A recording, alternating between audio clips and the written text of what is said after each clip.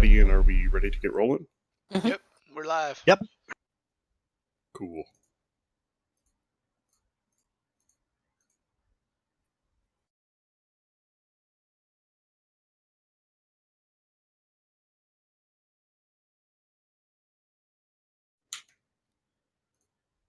Well, I don't have much of a fancy intro for this week because we left off basically at the end of combat with the party victorious over the tyrannical bugbear Clarg in the deep within Cragmaw hideout. Last week there was much combat, and during which Noro and Lunalia parlayed with Yimik, a goblin upstart, who asked their help in defeating Clarg so that he could take over this part of their clan. With Noro sawing off the defeated bugbear's head, the party is left with a decision what to do when they go back to see Yimik. And so with that, I will leave you to talk amongst yourselves for a bit and let me know when you're ready to move back that way.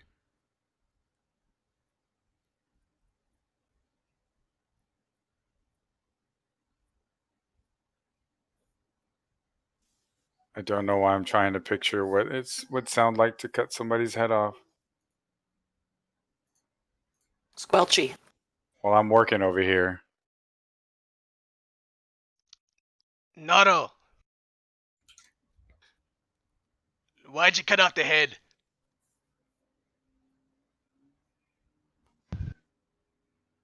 Oh, that's right. It was part of the deal. On the other side of the cave, where Lunalia and I were, we actually ran into Greycloak. He was held captive by Yimik. And there was, if I remember, I think like 4 other goblins or something with him. And they made a deal with us that, we didn't have to fight them. They didn't want to fight us. We wanted the same thing. And the deal was bring back the head of Clarg, and they would release Mr. Ulrich to us. That's why I'm here working, cutting this head off. I see. But we don't know. We heard a dwarf screaming on the other side of the map. So we didn't hang around long enough to really know his intentions, but we just agreed to it. So who knows if they're still there? We don't know if they might ambush us. But I'm going to hold our end of the bargain. That was to bring back a head. At least we can start with that. Lunalia, did they seem trustworthy?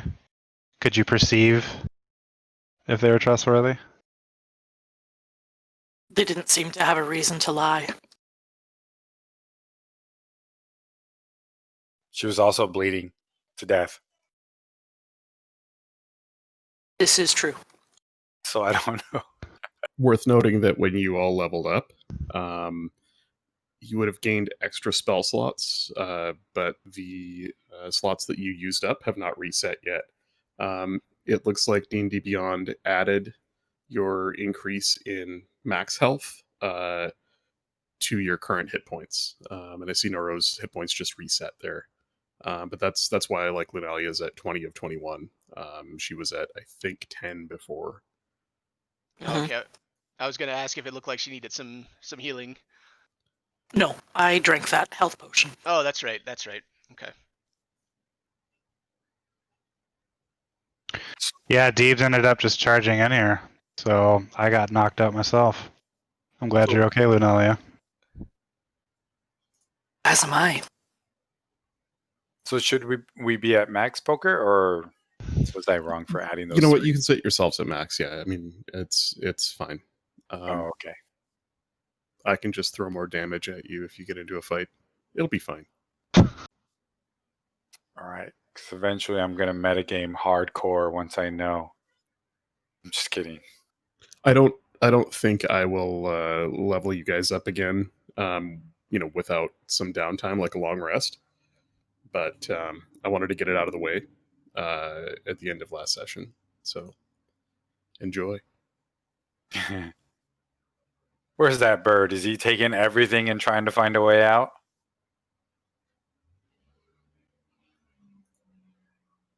As you look around the room where Clark had made sort of a makeshift home, there is a large amount of provisions there, more than all of you could carry out of here. You imagine if you did want to try and take them to town and get a bounty for them or something, you would have to bring a cart here and load it up.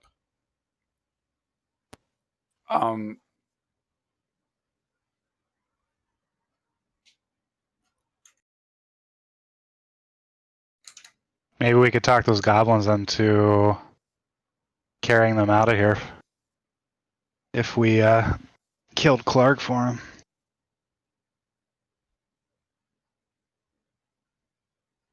I don't know how amenable they will be to adjusting the deal. The deal was a head for a human. Yeah. A human. We might have to offer something else if we want any of the provisions. Did you not see Gunrick?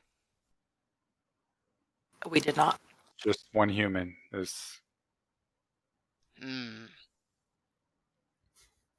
We don't know if there's more or another person, or like I said, it was kind of like heat of the battle moment. We were rushing. Some of us were bleeding profusely. Right. I was trying to take advantage of that. So keep it in your pants, Deebs.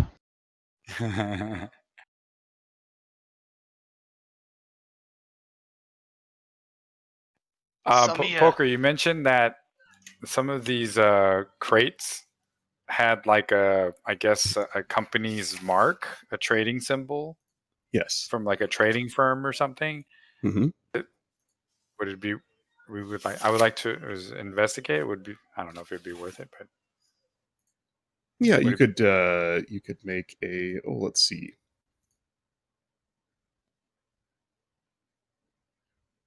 Looking over my notes. Yeah, I'm just looking at the list of skills. You could make just a knowledge, history, local intelligence, or yeah, exactly. That's kind of what I was going for. Damn you, Pathfinder, and your usefully specific skills. You could make a history check if you wanted to. All right. And an investigation check if you wanted to, carefully go through the contents of each. What if I intimidate the boxes? Then they would be afraid. Doing a history check.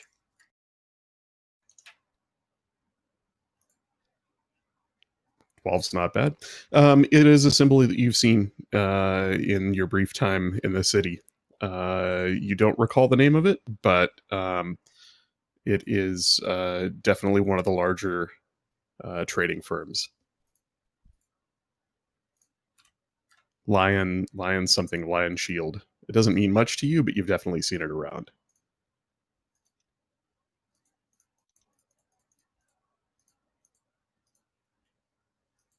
All right.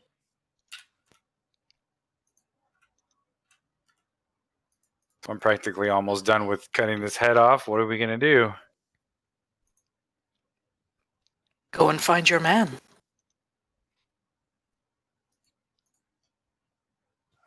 Do I have to carry it? It's just a head. I can take it if you'd like.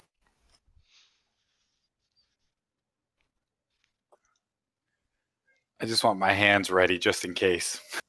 So she'll walk over and she'll hold out her hand for it. Thank you.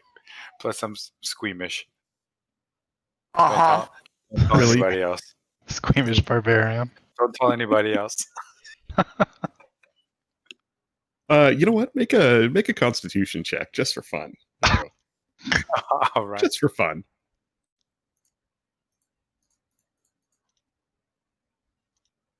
Yeah, easy enough. You managed to keep your lunch down, but it wasn't a lot of fun. It's certainly something you've done before with animals or whatever. But yeah. So, what is your marching order as you head back towards the warren where the goblins are holed up? That's Psycho Dwarf at the front. If they don't know who Deebs is, should he really be in front though? Lunalia's just going to start heading that way. That's a good point, Somia. I think me and Lunalia should lead. I'd like You're to. the only two that know the way. I'll bring up the rear. I'd like That's to true. walk near Psalm All right. on the way So over. I am just gonna place everybody over there. No, Noro. I didn't do anything. Deebs and Scribble in the middle, and Somia in the back. I would have as handed Lunalia- Noro back his torch as well. Right.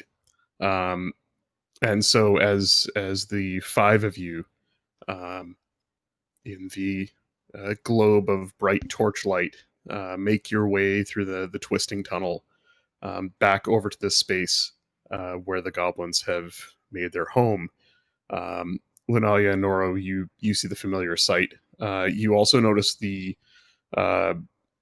bodies of the fallen have disappeared, possibly thrown down the path where you climbed up. There are just stains where they lay.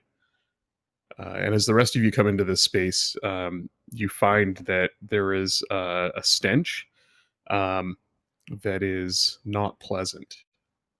These goblins have definitely lived in here for some time, and the place smells of them. Unwashed, just a terrible odor. As you enter the space, there are several goblins about, weapons at the ready. 3 of them have long spears, the rest have scimitars and short swords. One of them looks quite injured, the rest seem healthy. A couple more than Lunalia and Nora would have seen previously. And amongst them is one larger,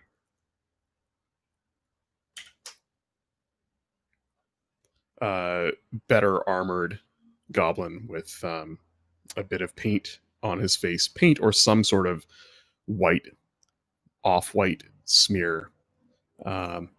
He looks around the group of you, seeing the rest of you in the back, and says, "You've returned."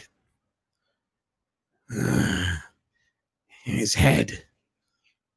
She'll toss it sort of on the ground. Well done. It's worth noting he's standing up about 10 feet on a outcropping that has some rough carved stone stairs that lead up to it. A couple other goblins with him. And he says, "As agreed, this one is yours. We need nothing further from him." And 2 of the goblins sheathe their weapons and drag the nearly lifeless form of Ulrich Greycloak down to you and place him roughly at Lunalia's feet. Is he unconscious? He looks, his head lolls back and he looks up at you through bruised, beaten, swollen eyes. And if he recognizes any of you, you can't really tell. She's going to crouch right down and cure him. She's going to cast Cure Light Wounds.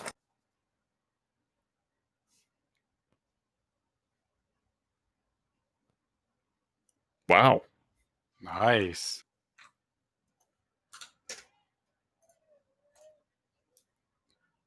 You figure that he was probably at 1 hit point, if that tells you anything.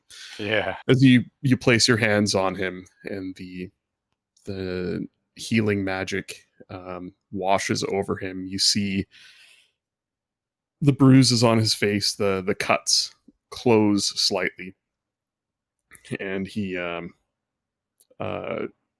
settles into just an almost light sleep. There's a soft exhale, and then he begins breathing a little bit more normally. Well, if there's nothing else you want, leave this place. We have much to do.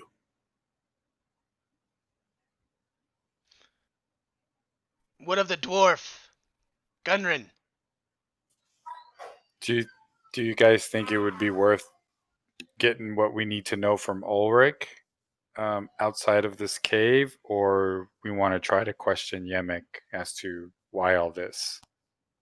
Since I'm right, like kitty corner from Deebs, I'm gonna nudge him and whisper, "Why don't you ask him about your other boy?"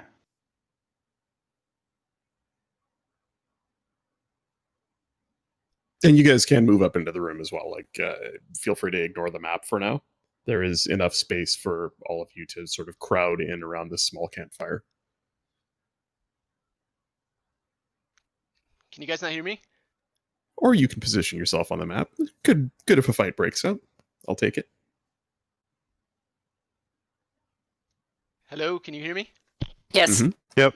And now, What the? So I did ask.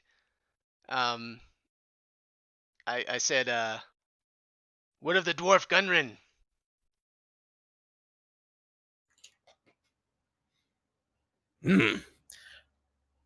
He was taken to another place. Where? By who? he looks at all of you, and his eyes narrow a bit. What would you do if you went after him? How far would you be willing to go?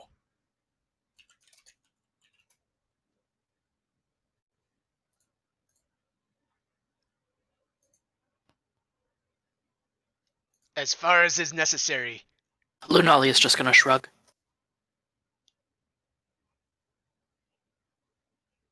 Kind of elbow Deebs in the side. Like, speak up. I won't say that, but He nudge him might in be like a speaking, speed up and we way. can hear him. Oh, true. Deeb, Am I are you there? am I having audio issues again? Hang on. You did Uh-oh. again? Fucked up Oh, his no. audio. I swear to God. Typical. I swear to Can God. you hear me? Quick log into the stream so we can hear him there. What a dunce.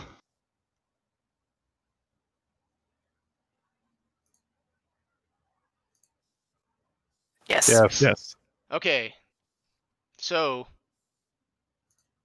I said as much as necessary. As far as how far we will go.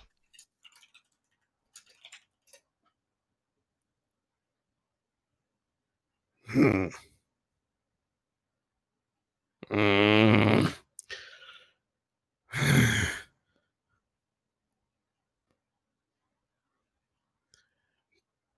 Is this all of you?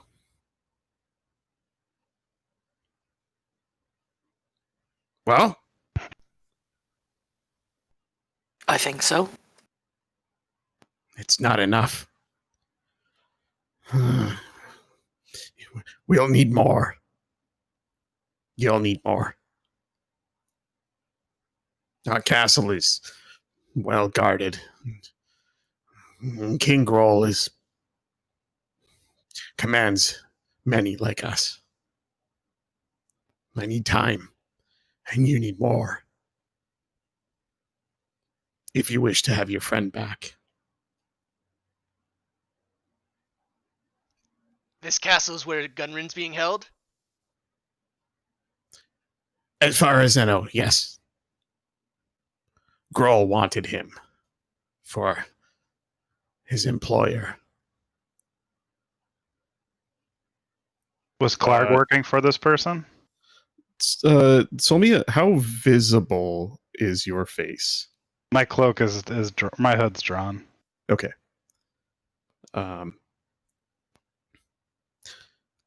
Clark liked to brag. He took orders from no one, but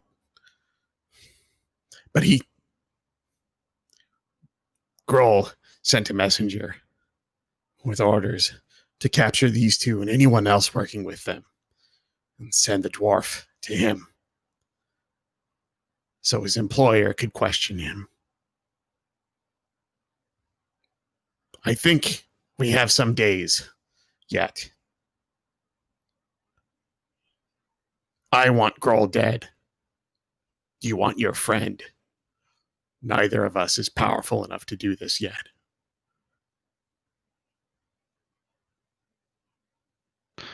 Can I do a perception check to see if he's like telling the truth about that? You can do an insight check, actually. Yeah. Oh, inside my bed.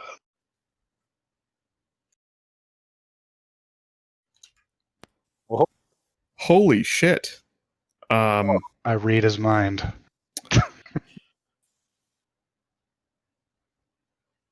Oh, let's see. What is valuable here? There is a honest ambition in Yimik's words, but you get the feeling that you will never be able to trust him entirely. So he is genuinely trying to do some sort of like coup against the person that he's working for. Yeah, like he cannot hide the excitement that he's come across people that are not willing to not just slaughter him and his people, and B, after the damage that the others have told him they've observed you do, might actually give him a chance to do something big and overthrow his current master. But just by his very nature, you would fully expect him to betray you if things got bad, if something better came along. Gotcha.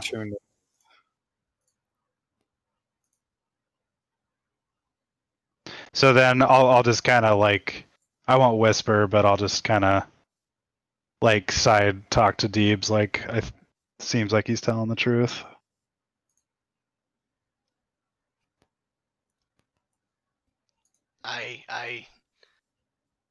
I'll keep an eye on him though. And then I'll be like, Deebs, but are we gonna team up with him? Are we gonna? We're not gonna team up with them. No.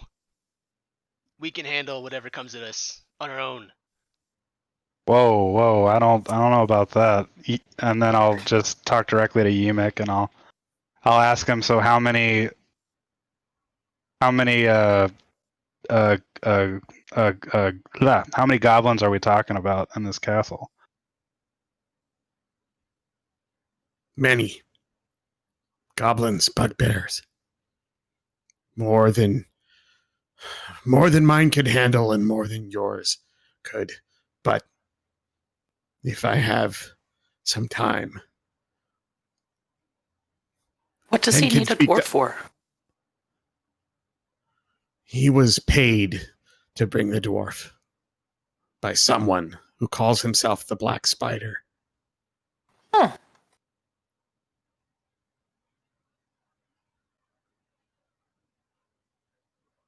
What can you tell us about this Black Spider?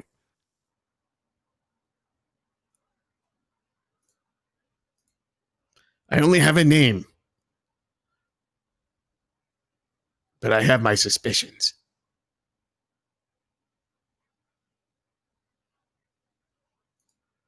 And I've heard things. Those loyal to me have whispered things to me that they've seen. And his voice gets a little hushed, and he steps to the edge of the raised stone platform that he's on, and he sort of almost whispers towards you. A drow.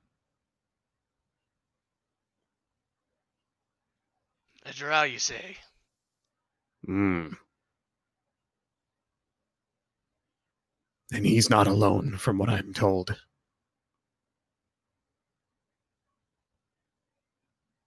But he pays well. And so the dwarf was taken back to our castle.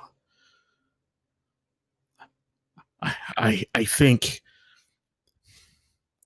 I'm not sure when he'll return, but I've heard it will not be for some days. We were told we had a week. We found the dwarf and the other one well before that, so there might still be time. I need time to spread word of what happened here, to see if I can turn others like us to our side. I cannot promise they will help you, but perhaps I can draw them away from the castle, bring them into my clan here. Said A few our less for you to castle. fight. Oh yeah. Sorry, say again. I was gonna say, Yemek, you said our castle, so you would know where they would be, maybe where they would be held.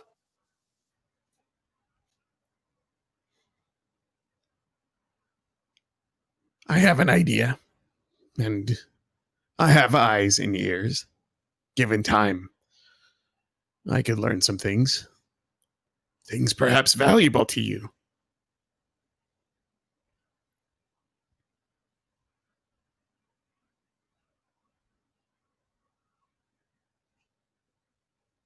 Do you have a map, or can you draw out how to get to this castle? Hmm.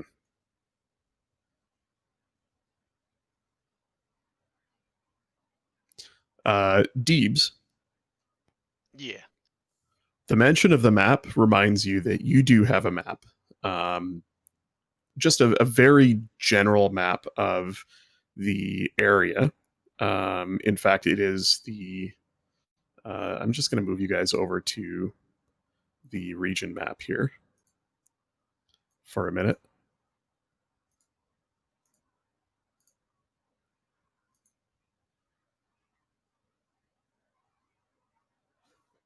And let's just get rid of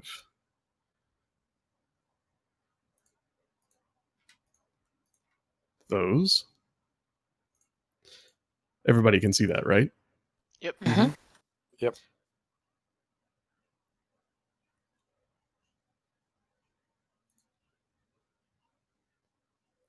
He begins to describe an area of a patch of forest north of the river, not far from the coastal road. He doesn't call anything by name, and you imagine that the goblins give different names to places than civilization does. But what he begins to describe sounds a lot like the Wayriding Grove, which is you guys are roughly here, and so it would be across the Edelwine River, 5, 10, 15 miles or so. You could make it there in a day.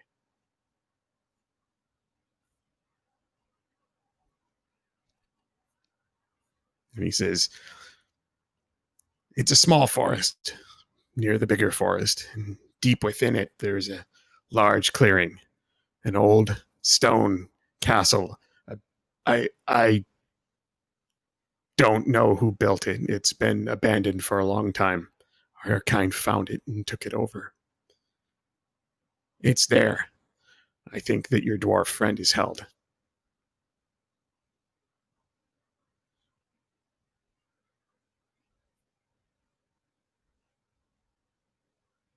I have an idea where this is on my map. Yeah, you pull out the map and you're looking at it as he describes it, and it makes sense that that's likely where it's at.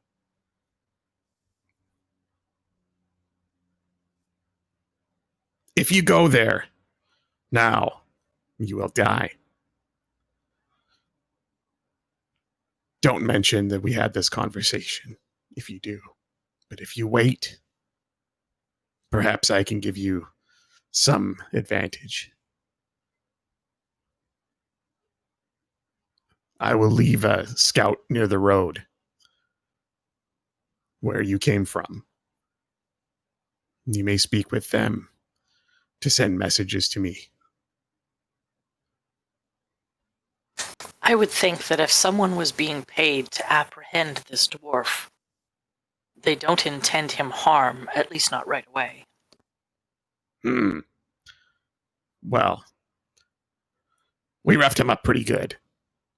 But He's alive, or at least he was. The spider told them he must be alive, or there would be consequences. I'm gonna ask Emic. So, how do you know how he came by this name? Who? Meaning the spider. Hmm. It's the name the messenger gave to Clark. In his way, Clark bragged someday he would kill King Groll and this spider and take all of his coin, as he liked to do. That's how I learned of the name. And my eyes and ears among our clan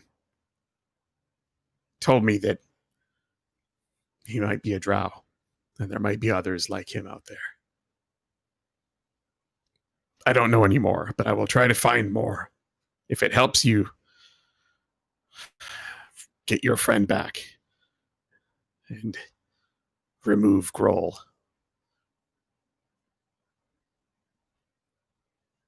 That's of value to me. I think we should work with Emic. I'll say to the group.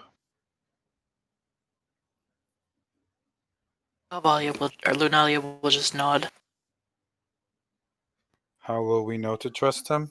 I'll, Do you have a choice?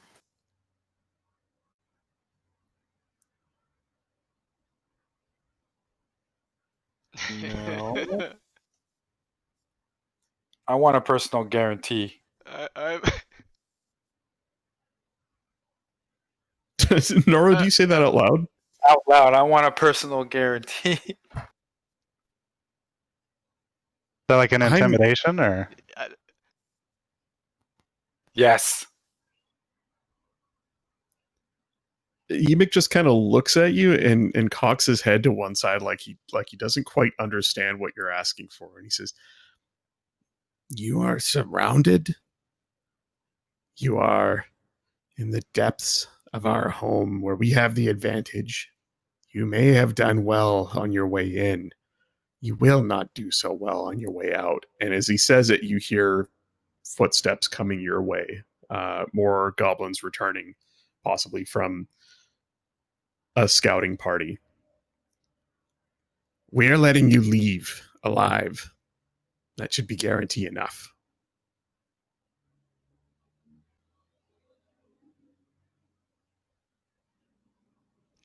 I'll take my take my hood off, not in an intimidating way, and I'll just say, "Sorry, my friend almost lost his lunch, trying to chop his head off. He's not quite right in the head. We appreciate the parlay here." And then I'll kind of make I'll kind of make eyes at Deebs and Noro like, come on, like let's not fuck with these guys. Be cool. Be cool. Yes, exactly. Ymik looks at you, surprised, almost takes a step back, and then his eyes narrow again.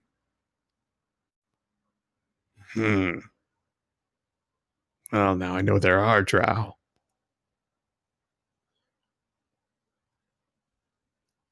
Perhaps Groll is not the only one with dissenters among his ranks. Who are you with? I am actually with no one and seek to learn more myself.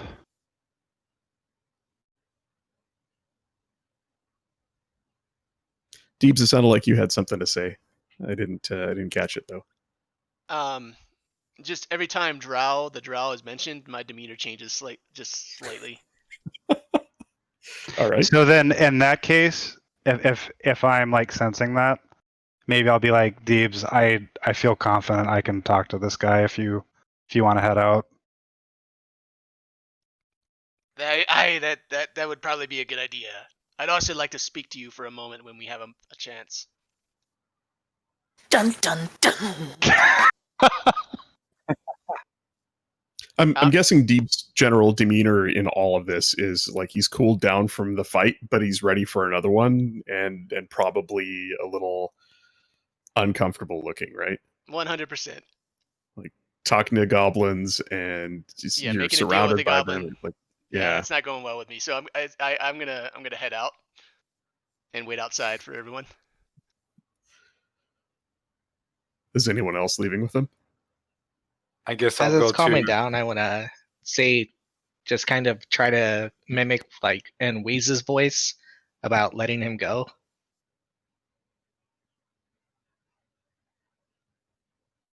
To see if this guy recognizes Wheeze. Oh, good point. Mm. Nice. His eyes light up when you do that. You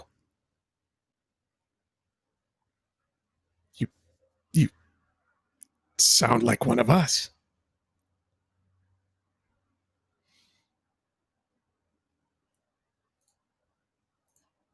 Oh, that's a good roll. He seems to recognize that you're mimicking the voice of another.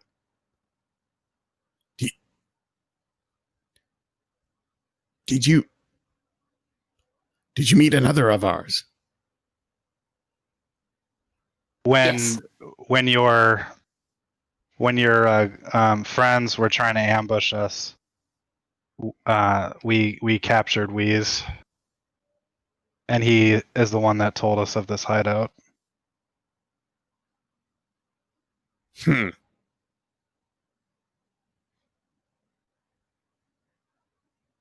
And you killed him or you let him go? Look at Linalia. We did not prevent him from leaving.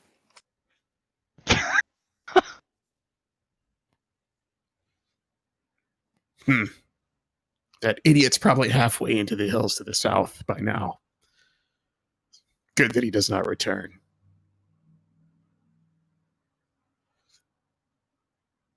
Why south and not back to you? Did you not see the other one out front? That was Clark's punishment for failure. Hmm.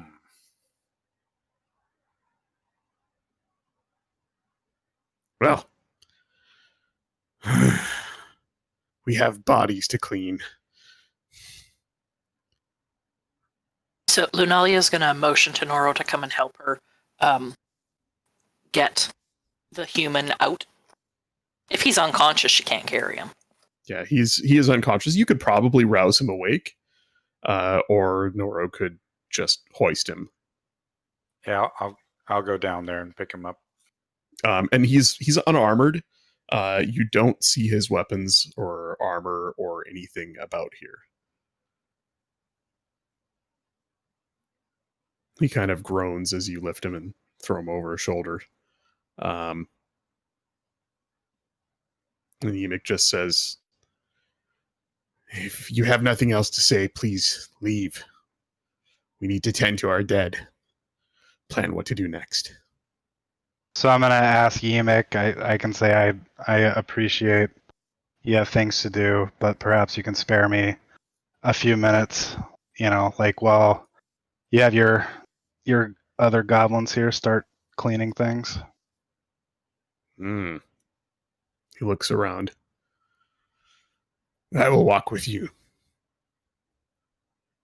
And he comes down the stairs towards you, and begins to lead all of you out of this place. As you follow him, when you get to the bridge, he stops at the bridge and motions the rest of you to continue, and then turns to you, Solmia. There are no other goblins. There were some back up the way, and they've stayed at a respectable distance, about 25 feet or so. Do the rest of you continue out, or do you stay as well? Lunalia is going to go out with Noro to help Ulrich get outside. Scribble? Yeah, I'm gonna leave too. Okay. I'm pacing outside.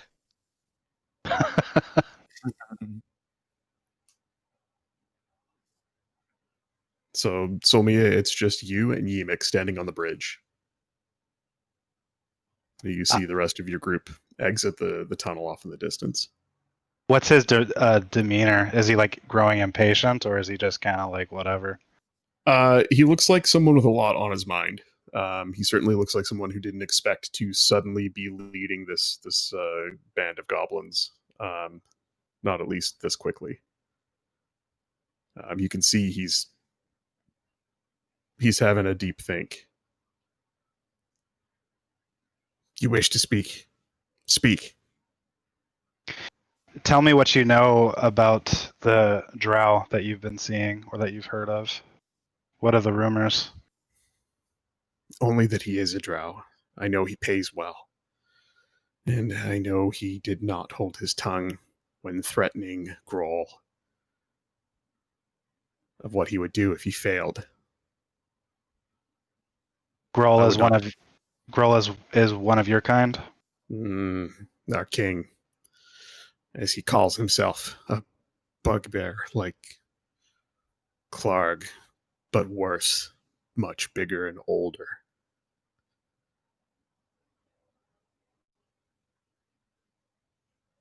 Does he treat your kind just as poorly as Clark did to you? Yes.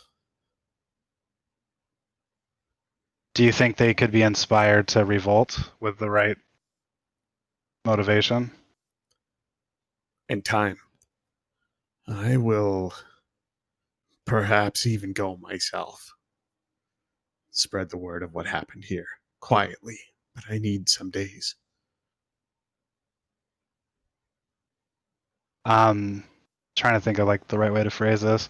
I'll basically convey the idea that to talk to me and not to worry about the dwarf, meaning Deebs, and that there are drow that are not necessarily all wanting to enslave people like you, or not people, but like your kind.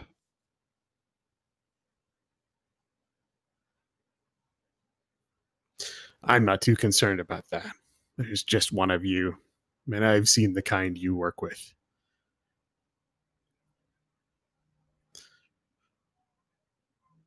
But yes,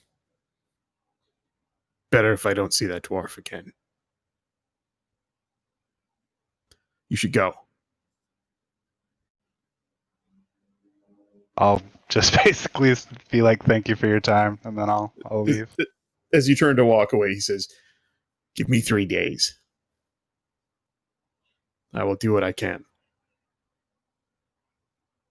Thank you, Yemek. We'll see you in 3 days. Try not to kill any more goblins. I'll just wink. He turns and heads back up the cave. And as you make your way out, you do see a couple staring at you from the narrow path, the Leprone tunnel, as well as a couple more in the what was the wolf pen. And they eye you closely as you leave, hands on weapons, but they let you go. And you all meet up outside with the unconscious Ulrich Greycloak. What do you wish to do? I'll just tell Deebs we have 3 days.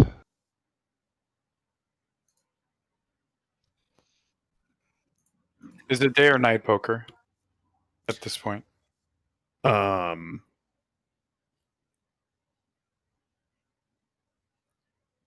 Afternoon.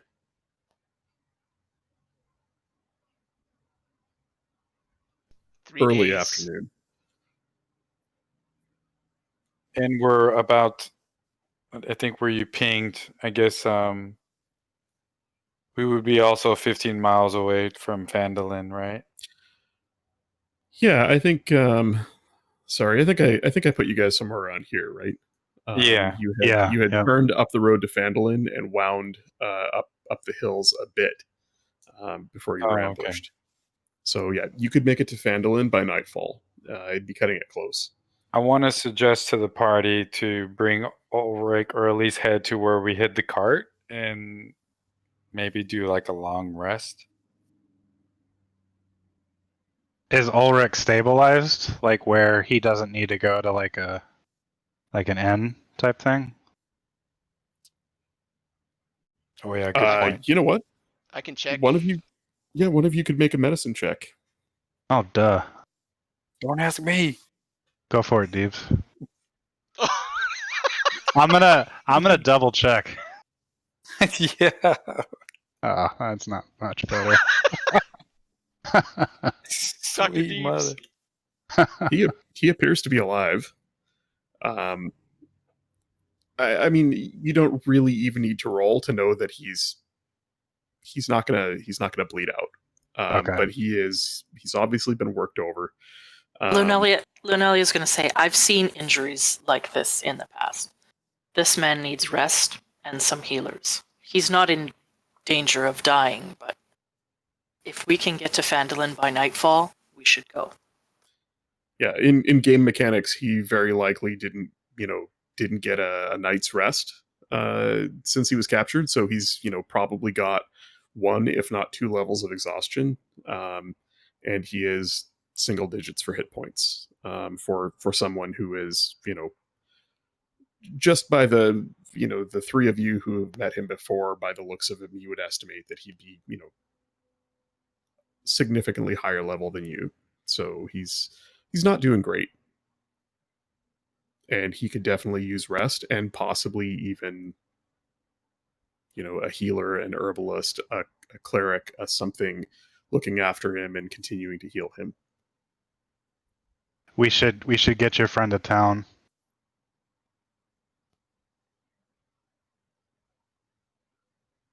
That's what they were going originally, right? Yeah. Okay, yeah, I agree Yeah, then. let's try and head to town instead of, and then we'll do the rest there. Well, how far is the town from where we are right now? You could make it there by nightfall. Okay. Yeah, I say we do that. Let's do that! Wow. I can make this much easier for you, Noro. You won't need to carry him. Oh, I was wondering about my back. So, Lunalia is going to wild shape. Oh? Into, let's see.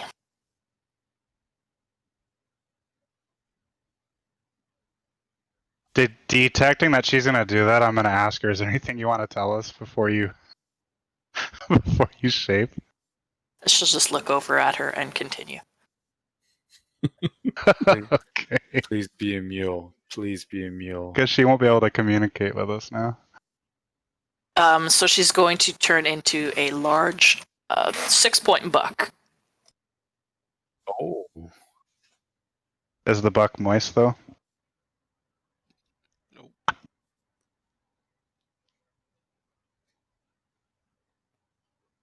So she'll just You stand guys there. don't have to hear about it the rest of the week, but after we're done here, I get to hear all about it after this. So keep it up. Keep it up. It's entertaining.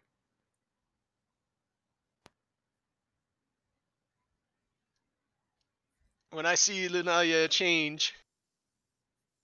What the blazes? She's just going to roll her big soft deer eyes at him. Thank you. Is this Now- something that we would have not seen before in the city? Yeah, I don't know. You tell me. Based on what you know of your character's background, would you have likely ever seen someone change shape like that before? Well, I mean, how much time did you spend around any spellcaster? Like, have you seen wizards doing things? Or other sorcerers or whatever? Oh, you know Yeah, what? I would have seen other wizards in the city, I guess. Yeah, Scribble would have definitely, in a big city, Scribble would have definitely seen were rats. I'm just about certain of it.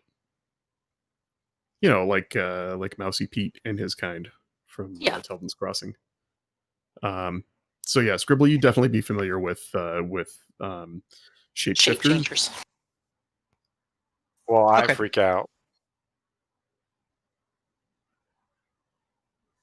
At least because I think Goliath, they have like shaman type, Mhm. but not Mhm. druid. So I guess you could say is the first time I've left mountains, and I'm kind of like, what's going on? I'll just explain that druids are able to shapeshift. All right, and I just lay the body on her and say, most impressive. She'll just nod her head. You might say, it's outstanding.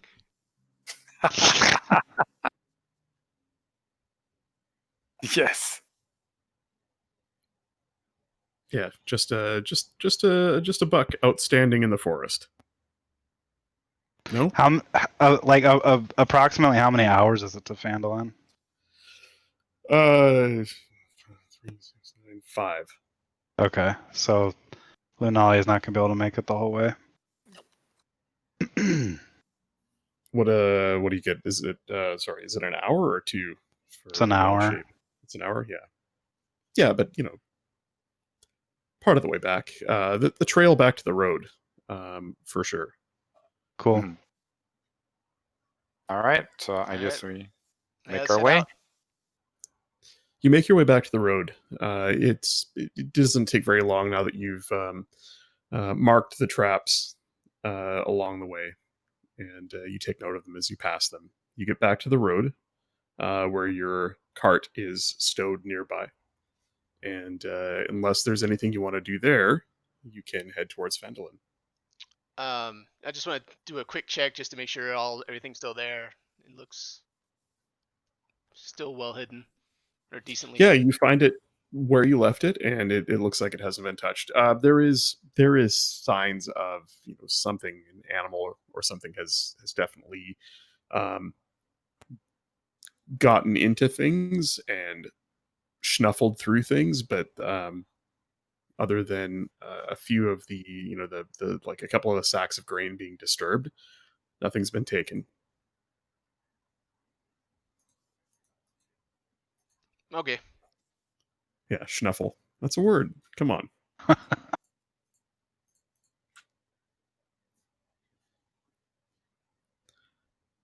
So it's So still as just in the afternoon. yeah, it's getting to be mid-afternoon now. And you figure that Deeps, based on the map you have, you would estimate that you'd get to Phandalin, sometime around sundown. Okay, so we don't need to grab a lantern or anything from it for Hummer. No, you guys will be fine. Yeah. I have light for And Hummer too.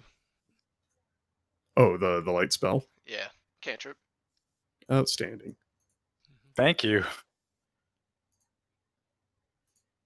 So, you head east towards Phandalin up the road. The road winds lazily through rolling hills, eventually getting a little bit steeper before flattening out on a plateau you see off in the distance. To your left, um, a mountain peak rises sharply, framed by a much larger mountain behind it. To your right, to the south, a tall range of mountains off in the distance with tall foothills that rise up into them, sparsely forested slopes climbing up the sides of those hills. And off in the distance, you begin to see um, one, two, a few trails of smoke from chimneys of buildings as you approach the town of Phandalin.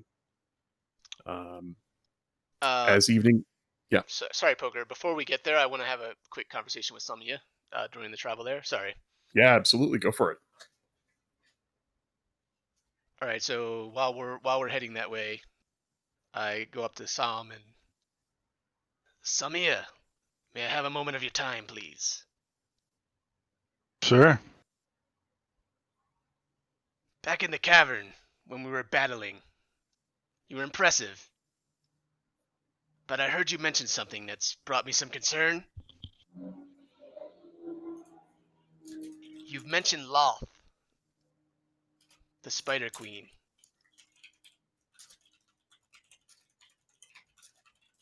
How... What is Loth to you? Is she your goddess? I'll just say, oh gosh, I mean, I was knocked out. I got healed back. I was really confused. Did I really say that? Aye, you did. Oh, weird. So you're not aware of Loth. No, can you tell me who she is? Are any of the rest of us aware of this conversation? Yeah, I'm doing an insight check on this guy. Or Yeah. perception, whatever I need to do. So do this. Oh boy, let's see. Is there a way? Can you? Because I guess do I do like a deception roll then? Well, you do if you're lying, and you don't if you're telling the truth. But I'm just thinking. I'm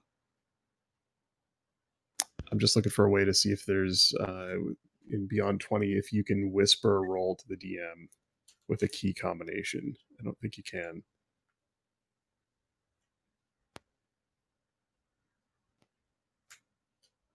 I thought you could. Well, you can in the Beyond 20 settings you can set it to always whisper, but I don't know if there's a key combination that will let you Yep, switch GM the roll roll. to a whisper. /GM roll 1D whatever. Yeah, I just mean in D&D Beyond. I don't Oh, know if there's a way gotcha. you can do it from there. So Solmia, you could just do a /DM roll 1d20 plus, and then just add the bonus from your deception. If you want to make a deception check, that way you whisper it to me, and I can narrate to Deebs what his insight check deciphers, and then he won't actually know. Like the player won't actually know if you're lying or telling the truth. Sure. Sorry. Can you? What's the? What do I type out in roll 20? /GM. So George Michael roll. Okay. George Michael. Is it GM space or is No it? space. No space. Okay. Just do a Got it. test roll. Do a test roll real quick, GM roll 1d20. and then plus. Did that work? Yeah, I got it. Okay. So if in the next 10 or 15 seconds I see another roll for you, I will color my response based on that and what he gets. So it's a contested roll. Can't really do this at a table. It's kind of cool that we can do this at a virtual table. So you want me to roll again? I want you to roll again only if you are lying, if you're being deceptive. Otherwise, don't roll, and just maybe yeah. Yeah. Well, because it's like honestly, this is where like I'm not really quite sure, like stepping outside of my character, because it's like I really don't know. You know what I mean? Well, Yeah, but you would know what you're lying about. But I'm just saying, like I don't like. I'm not necessarily. I might be lying about what I said, but like Deebs also said, "What do you know of this person?" It's like, fuck, I don't know. Yeah. So Deebs, why don't you go ahead and roll an insight check? Because if you get a low roll, it doesn't really matter, right?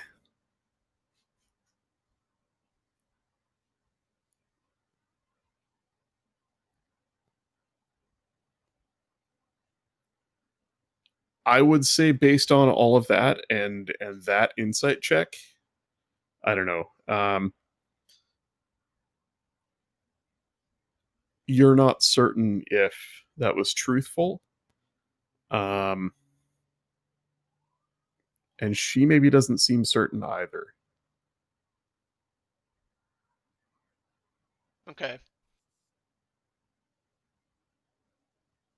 All right.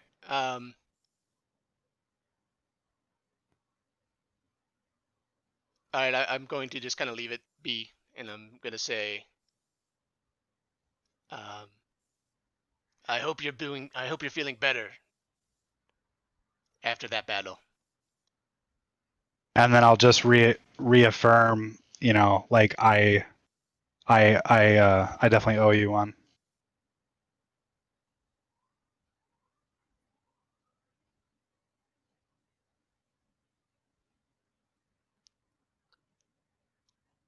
That is not necessary. I am happy to help. Let's head on.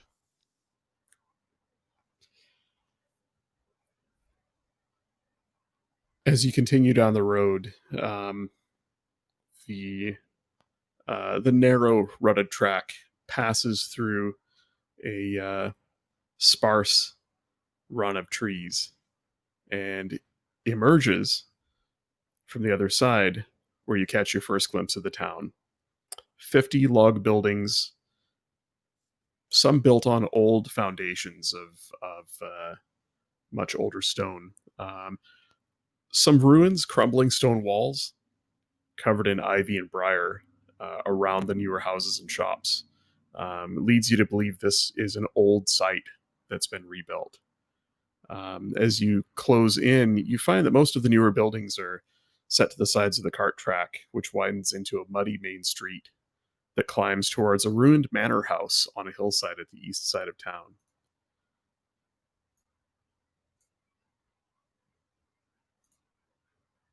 Welcome to Oh, Phandalin. nice. Very cool. Yeah, it's a nice piece of art that I found. Was looking for a map that didn't have names on everything.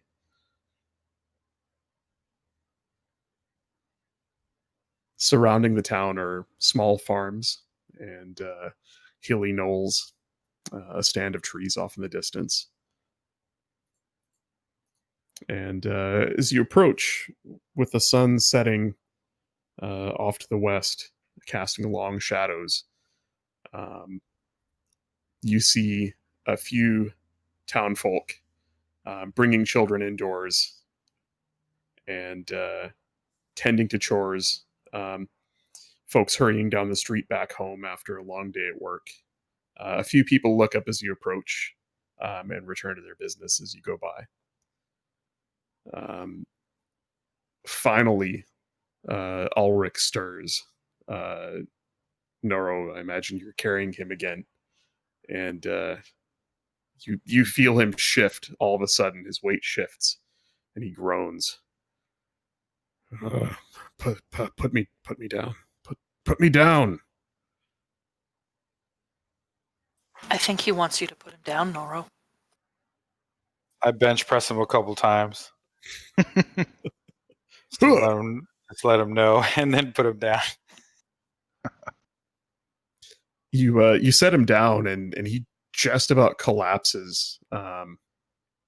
Leans heavily against you. Looks up at you. I'm sorry. I did what I could. There were too many of them. Obviously, you didn't take my advice to run. I'm glad for that. Gundren! Where's Gundren? He looks around. There's more of you. I suppose that's a good thing. Have you seen my friend? Ulrich.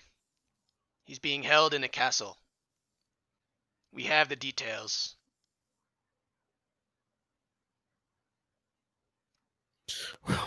We have to get him. He takes a step sort of back the way you came and collapses in a heap.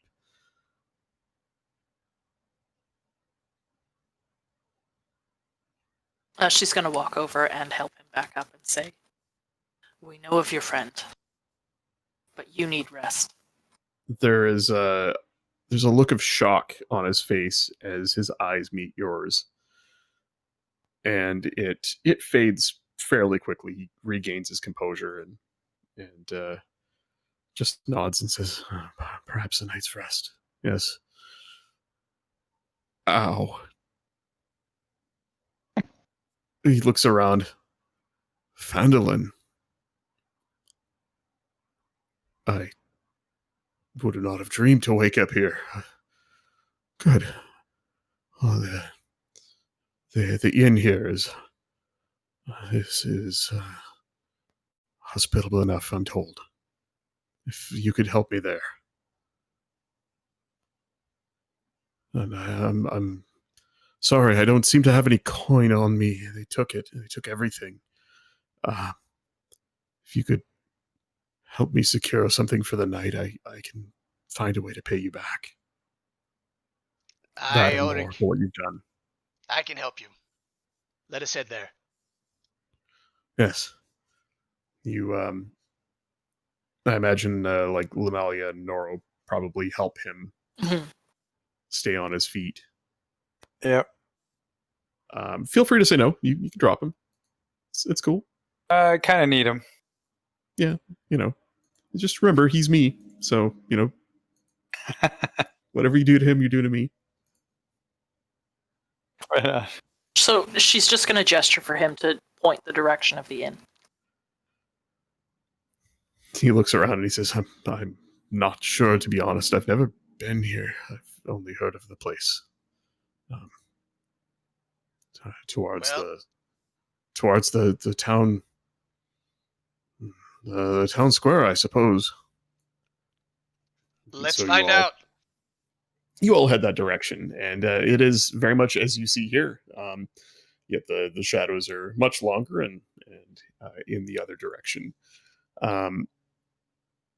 You pass a large building that you imagine must be a town house of some sort. And into this open square, there's a small open shrine in it, and a few homes arrayed about it, a grassy field to one side, an old well. And you come up to a large, newly built roadhouse made of field stone and rough-hewn timber. The stone runs about halfway up the walls, making a solid foundation. And the rest of it is made from fresh, rough-cut wood. As you enter through the large door that stands partly open, you find yourself in a large common room. A few locals nursing mugs of ale and cider.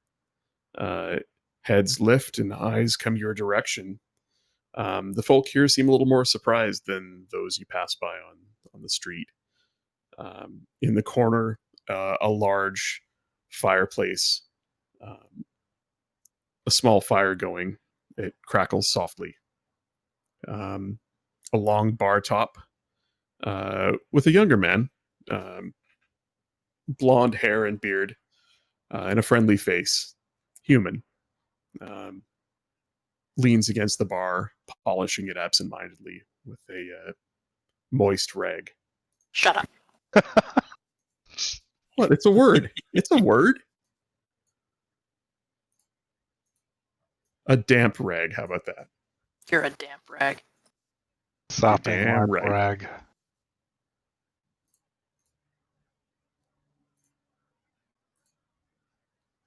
I'm gonna walk up to the barkeep, or the innkeep, and say, "How much for rooms for all me friends?" He looks around the lot of you. Oh, hi there, Master Dwarf. Well, quite a few of you. Are you rooming together, or are you looking to double up? We only have the 6 rooms here. I'll tell Deebs I don't need a room. Thank you. He looks about and does a count. Then 5 then. Does anyone want to double up? His eyes come to rest on the Kenku. Will he be needing his own room as well? Or is he one of your one of yours pet?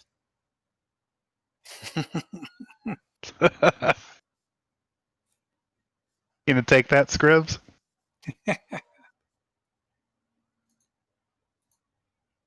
I'll just motion towards Noro. He looks at the big man. Oh, I see he's your pet. All right. 4 rooms then. I'm fine with the stables. I don't require a room. 3 rooms. Hi, three rooms will do. I'll cover it. In that case, I will take a room. A room for the last then. 4 rooms then. Aye. All right. I'll be back with keys for them. Give me just a second. As your DM looks up the price. Ah, hell. I left my cheat sheets at the other table for the other campaigns, so I got to do this old school and actually open the book. I like the paper rustle, though. It makes it all a lot more realistic. Oh yeah, I can go get them if you want. deluxe edition. Can you hear the crack of the spine of the deluxe edition player's handbook?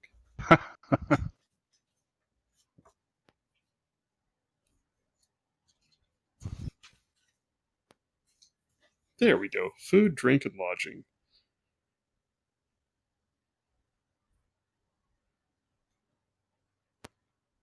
So I guess, Poker, while you're looking that up, did we just decide that we're going to split all of the coin that we've gotten so far?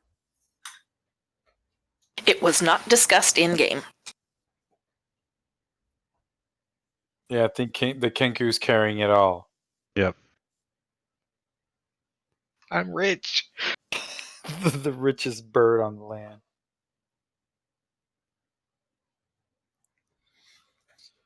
He looks around the group and he says, "Oh, well, 4 rooms. Normally they're 3 silver a night, but I'll give you a deal since you're taking so many of them. I'll give them to you for a gold piece a night for the 4 of them, and I'll throw in a round of drinks for your group." Aye, that sounds good. I'll take it. How many nights? Give him a gold piece. Ulrich We'll pay turns for and- however long we're here. Ulrich puts a hand on your shoulder weakly and says, "Friend, I will repay you this. I swear it." You just need rest, Ulrich. Don't worry about such things. I always worry. It's my job. But thank you. The bartender / innkeeper says, "What's your name there, Sir Dwarf?" My name. I go by Deebs Darkbeard. All right, I'm Toblin, Toblin Stonehill. Welcome to the Stonehill Inn. Here's your keys, and well, you just pay me when you're ready. What brings your group to town here? He looks around the 5, 6 of you. Rest. Kind of an odd group. Are you traveling together, eh?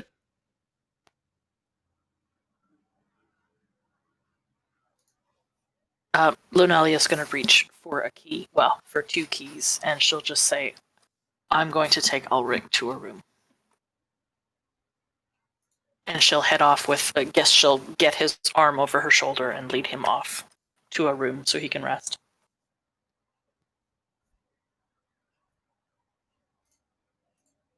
Nora goes to the bar or innkeep and's like, "What do y'all serve for breakfast?"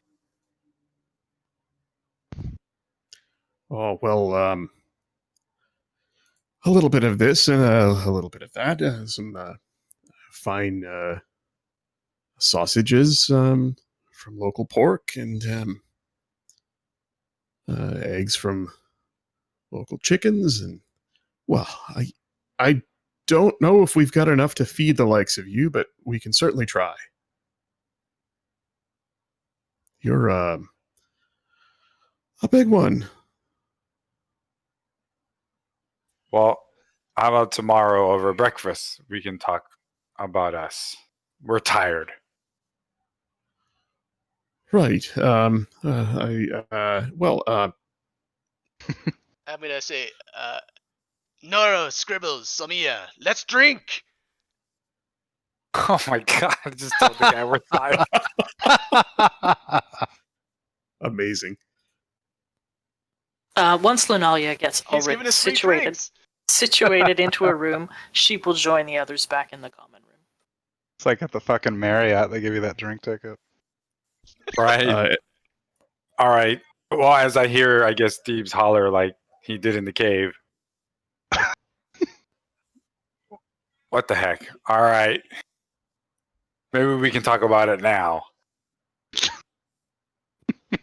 We don't have to talk to the innkeep. We just let's go to a table and just have It some was drinks. drinks. All right. Phandalin, I appreciate your hospitality. We will take those drinks. Right. Cider or ale, or I mean, I could round up something else for you if that wasn't to your liking. But I'll ask if he has any wine back there. well, I didn't expect. I suppose I'm a man of my word. A glass of wine for the lady. Sure. He gets kind of a look on his face like he didn't expect you to ask for something more expensive, but he goes in back and he brings out a bottle, wipes a thick layer of dust off of it with one hand. It's dark. He pours it and slides a glass to you. He says, I'll be over to your table with the rest of the drinks. Feel free to make yourselves at home. Your largest mug of ale, please. Head over to the table. Dwarves. I'll give him a little wink after he whined about the wine. Okay. He doesn't quite know what to make of that, but as you turn and walk towards the table with the others, you see a stout, thickly built woman with a prettyish face and long coppery hair, with a couple of empty mugs in one hand, and the other hand balancing several bowls and plates. And you get a pretty mean side eye from her as she walks past. Got it. You catch her walk over to Toblin and mutter something at him. Whoops. Whoops. So, as the three of you, No, God, I she feel would like I'm have. forgetting somebody. She would have joined them as soon as she got Ulrich in the room. Okay. You get him to his room, and as you turn to leave, he just says, I'm sorry. I didn't mean to start when I looked at you.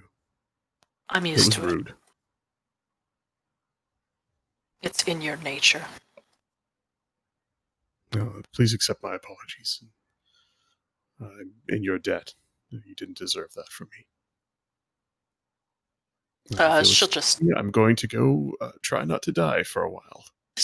nod and smile, and close the door behind her on her way out. Yeah, you hear about 3 seconds later as you're walking down the hall, him basically fall onto the bed. I'm sure I've heard Deebs shout from the common room. Oh, Let's likely. drink! Likely. How dare you? So you rejoin the others, and the evening is yours here in this quaint little inn in the corner of nowhere. That was quite the day. Sorry, Poker, didn't mean to interrupt you. Oh, I was just gonna say I only caught Deeb's drink order, but it's not particularly important unless unless you had a persuasion he would have just started pouring ale for the rest of you as well. I'm fine with water, thank you. Or fresh milk if you have. I'm gonna ask for cider because I don't drink piss. Nice, Humber. do you say that, Nora? Yeah, I say I don't drink dwarf piss. Give me some cider. Wow. Awesome. Is that does Noro is Noro not into ale at all, or Nor heads being cut off. Squeamish Goliath doesn't like ale. wow, nice. You gather around the largest table they have in the corner, not far from the fire, and combat kept you warm earlier, but the long walk here, you're all a bit tired, and it's nice to warm yourselves by the fire here this evening.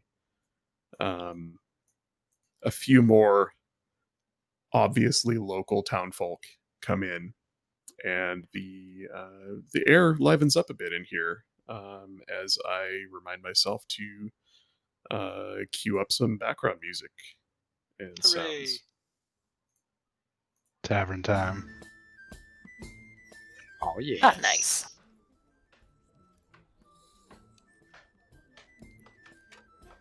A couple of local folk in the corner with musical instruments break into a bit of cheery music, and occasionally the patrons here will join in for a bit of song, all off key and a lot of it off color, but it's a warm atmosphere, and the folks here seem to get along quite well.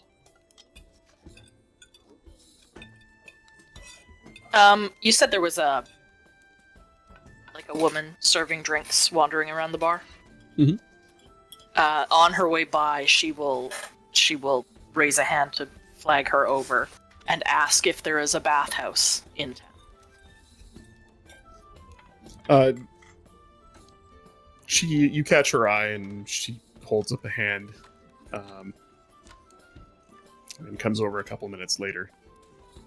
Can I help you?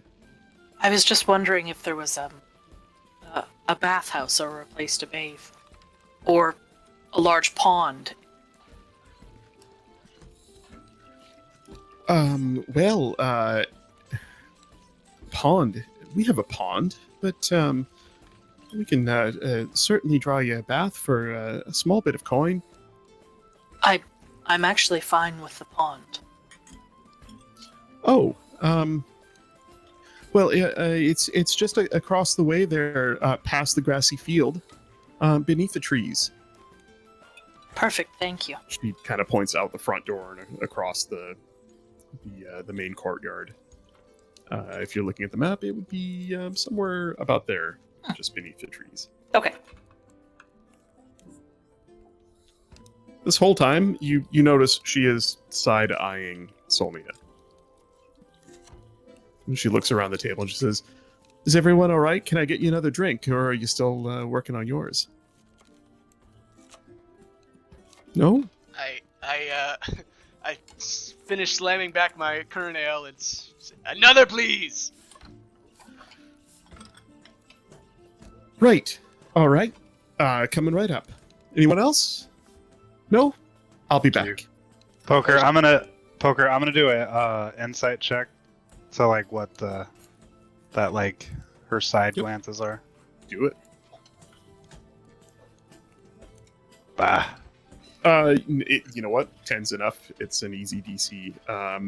She is she's clearly Toblin's wife or significant other, just by the way you've seen her interact with him, and she caught the wink.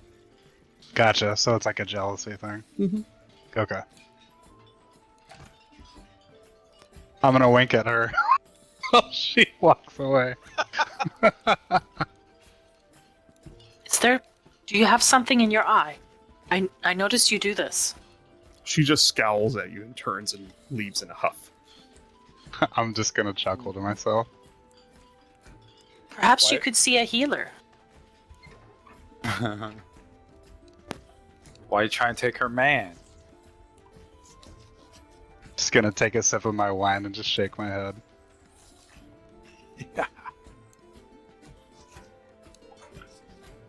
I'd like to talk about this plan. Since we're all together. What plan? As far as I know, there was no plan.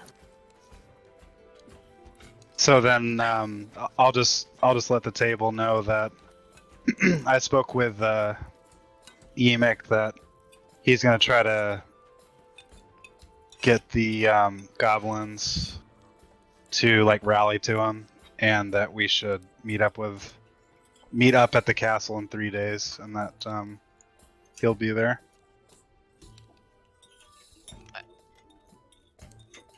My concern with this is Yemik's planning on gathering a bunch of goblins. We will most likely be highly outnumbered. If he decides to turn on us, it could be bad.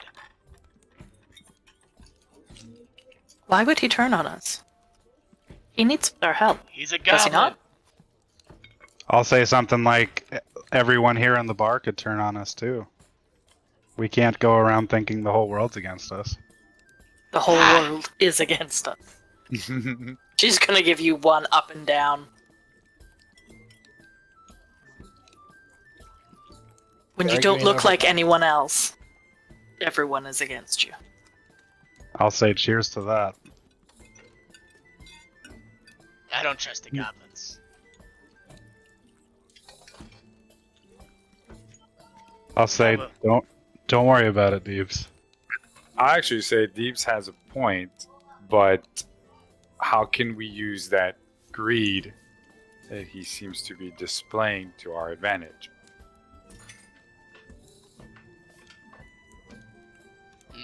True. It's their nature. They can't run from it. Trust is a two-way street. If we don't trust them, they don't trust us, and we won't be able to get anything done. Someone has to be the bigger dwarf. Nice. Speaking of bigger dwarves, about that time, a meaty hand pushes the door the rest of the way open, and you see another dwarf walk in, the first one you've seen since you've arrived in town. An older dwarf, long white beard pulled into tight braids. Not long. Long, not long. A mid-length beard pulled into tight braids. His beard and hair white. Massive arms. Deebs, his arms are the size of your legs.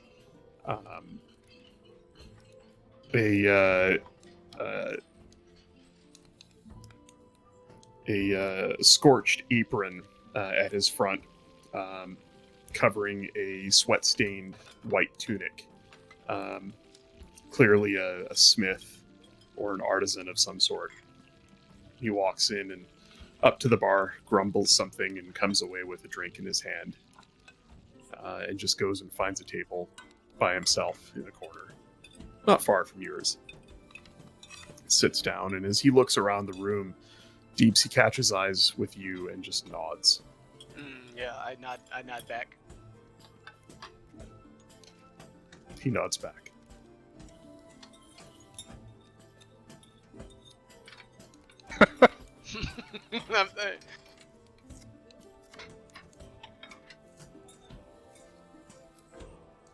I'm going to walk over to him. Oh, okay. He eyes you up and down as you walk up. Not Hello, many friend. dwarves around here. Oops.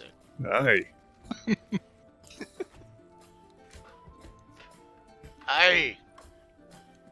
My name's Aye. Deebs Starkbeard.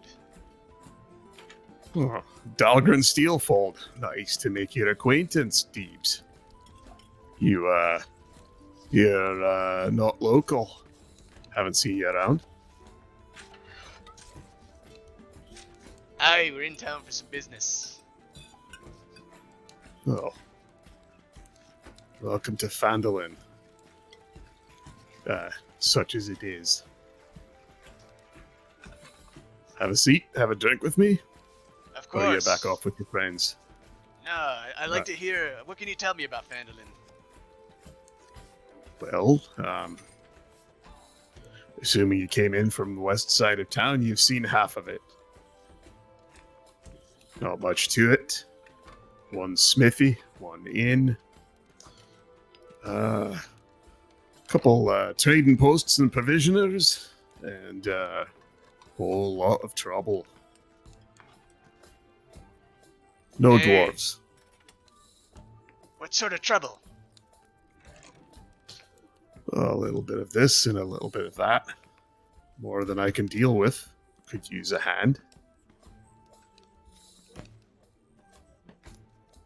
Where are you from? Dralamar? Aye. Yeah, you look it. I was. Oh shoot. Peace, I forgot the name of my. You forgot your god's name? Oh no. Where I was born.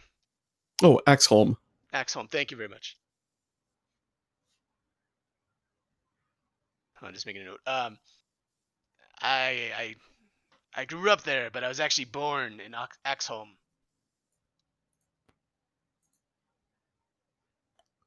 You don't say. I heard about that place. Haunted, they say it is. No one's been there in 50 years. Certainly, no one's come back alive since. Me, I'm from, far away. Been on a bit of a trip.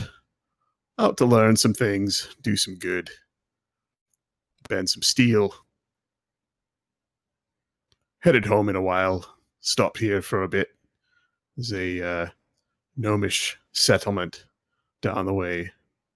Up in the hills towards the water. Went to go see them about a few things. Then I'm on my way home. From the isle across the way.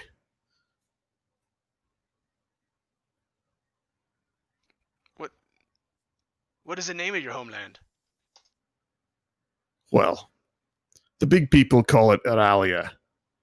But I don't really much care what they call it. We live in the Black Spire Mountains, my people and I. Long ways from here. You likely wouldn't know. Make a history check.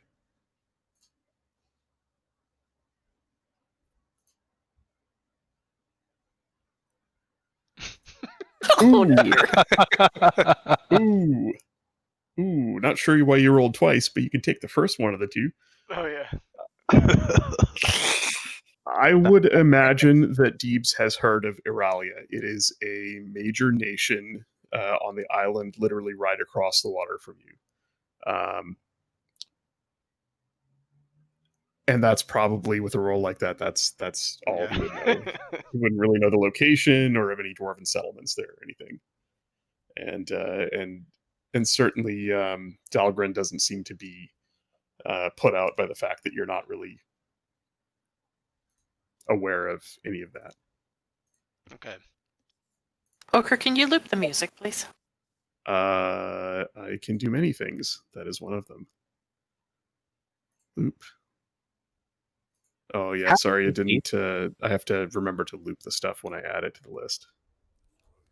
Still learning. Nope, that's not the right one. Yeah, there you go. Thank you. His name is Dahlgren or Dongren? Dahlgren. Dahlgren. Okay. Dahlgren. How old is Deebs? 55. So really young for a dwarf. You told me Okay. 54 like 2 weeks ago. God, that battle aged him. It's Maybe 55 his birthday October. was yesterday. 3 days on the road with the giant, the bird, and 2 fights, and he's a year older. Yep. Happy birthday, Deebs. That's what's on my character sheet is 55. I must have said it wrong last week if I said that. Benjamin Button. Numbers are hard.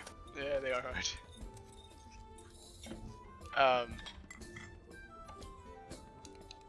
Dogrin, you mentioned some trouble. You needed some assistance. What's going on? Aye, well, bit embarrassing to say, but there's a bunch of right shitheads around town stirring up trouble, charging folks fees for living and such. They've been harassing the local shop owners, asking for protection fees. I'd do something about them, but I've got a little one with me, and, well, it's about all I can do to keep her safe. Don't want to take too many risks. I understand. Look, I don't know you, and you don't know me, but you folks are looking to stay in town for a while. You'll run into them eventually. I'm not saying do anything, but if you were inclined to bust a few heads, you look like the lot who could do it. I'd certainly appreciate it. I knew a few others who would too. These individuals, what do they look like? Or do you have names? Yeah, I don't have any names. Never really stopped to ask. But you'll know them when you see them. Just a bunch of outlaws and hooligans. Aye. Hmm. Well, it's been a pleasure talking to you, Dogrin. I'm going to head back to my friends. Yeah, before you go, who's the big one? His name is Noro. Not who I thought he was then. Alright, well. It's good meeting you, Deebs. Swing by the smithy if you are in need of anything. Aye. It's a pleasure meeting you. Aye. He leans back in his chair and takes a deep sip from his mug as you leave. Yeah, I'm gonna head back to the table.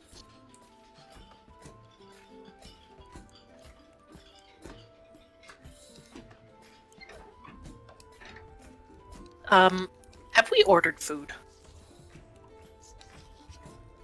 No. I will once again attempt to flag down the woman.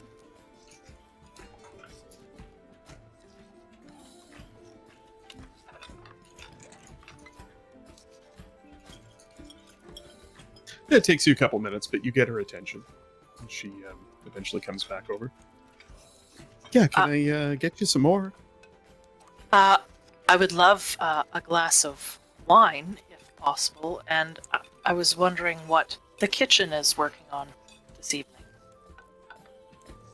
Oh, it's getting a little late, but I'll see what we can for the whole table. Yes. I'll say I actually don't have any money.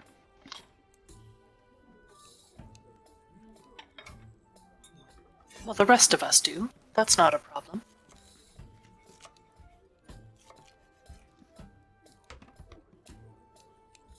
All right. Well, give me a few minutes. I'll go talk to Toblin and see what we have. We're not picky. Sorry, most folks that come in are, well, they're not coming in for a meal, but we'll find something. We've got something for you. You get the feeling that a local establishment like this, folks are coming in for a drink. It's more travelers that are in for a meal, and maybe they haven't had any in a bit. She hurries off to go and talk to the innkeeper. She will say to the table, There's a pond out back for bathing or swimming, but the innkeeper's wife had mentioned that there are baths available if anyone wanted to partake. She'll sort of look knowingly at Noro.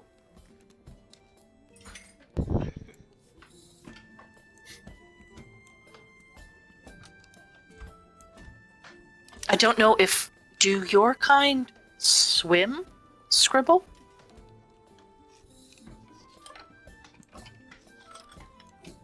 I don't know the answer to this. Oh. Does Does he would float Scribble like a know how duck? to swim? Outstanding.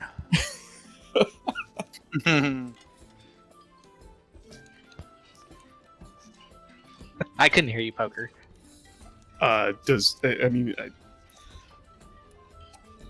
I imagine it's physically possible for Kenku to swim.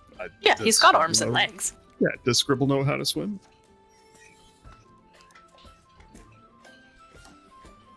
He grew up in a port city on the water, so, you know. That doesn't mean anything, though. He might not know how. I'm just saying, you know, he didn't grow up in the middle of the desert or anything. He grew up near water, so, you know, he would have had an opportunity to get in the water. It's up to you if he knows how to swim or not. Okay, yeah, I would know how to swim then. Okay. We could find out. I could take you to the pond. I should say, just keep in mind the DM is writing down your answer to perhaps kill you with later. No problem.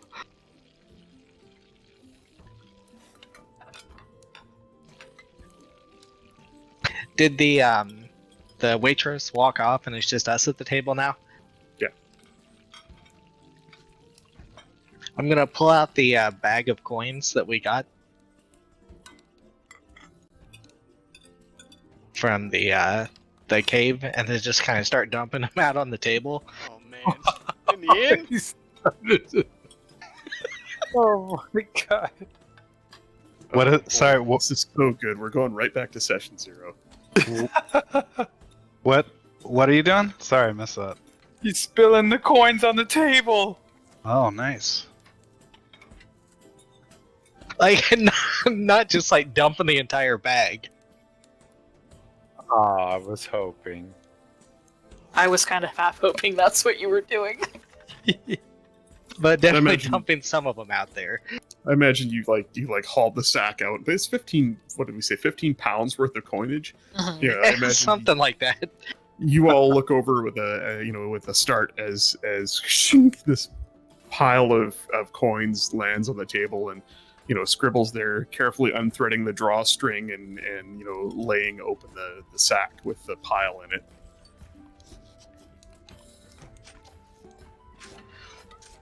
Yes.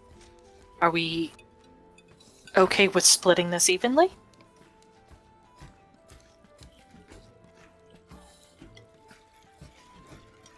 No, I don't mind taking it all. I put my hands out there like, do we want to do this here? Why not?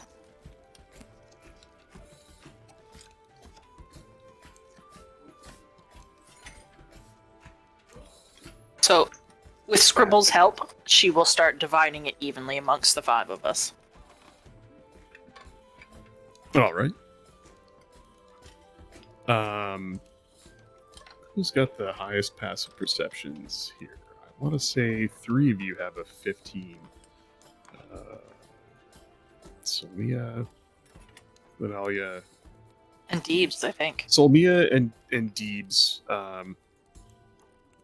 would notice that there are a couple of shady individuals at the far end of the room who perked up immediately at the sound of coin hitting table and are now watching you all intently. Couple of no goods, couple of just Joe locals, missing a couple of teeth, scruffy patchy beard. One of them's got a lazy eye, and they both look dressed a little worse for wear. They're just watching you from a table quietly.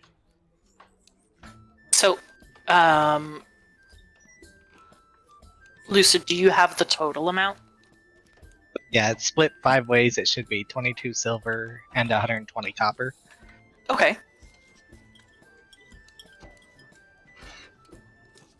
add that to my equipment. How do we do that? On your equipment. Oh, and got it. Okay. you And get then it's currency. 22 silver and 120 copper. equipment, and then just click on currency, and you can go in and edit the values there. Got And it. 120 copper, you said? Yes.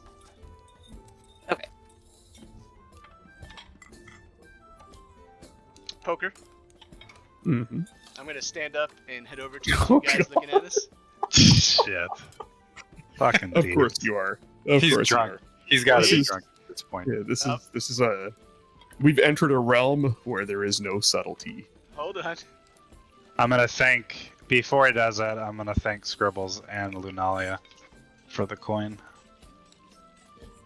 Of course. Do we see the little jade frog? Is he stroking it? Nope, it's still in my pouch. And Deeb's got the second health potion, right? Yeah. I do Yeah. have it. Yeah, because I've already removed mine from my inventory.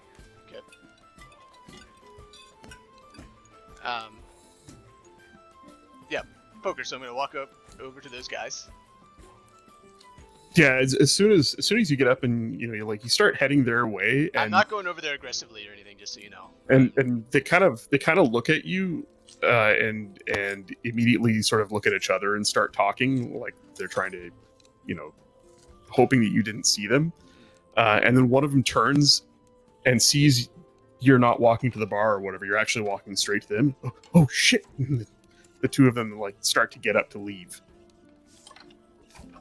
I say, hold! I just want to talk for a moment. All right. Why? It looks like you could use this. I give them each 11 silver pieces. Fucking loaded guy. It's a 22 I just got.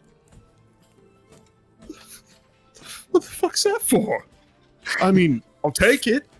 He takes it, and the other guy doesn't say anything, but he steps forward and just nervously grabs it out of your hand. Folks don't give away money without expecting something. You look like you could use it. And I walk Alright. away. The fuck, Trevor? I don't know. Just take it. Don't worry about it. Don't tell the boss. That's about all you hear as as you leave them in the distance. And you're aware of the two of them leaving the room quite quickly afterwards. Your constitution is, let's see. I didn't actually post them, but we actually have some optional rules. Your con's only +2. Look at that. You've had 2 drinks in the last hour. That's awesome.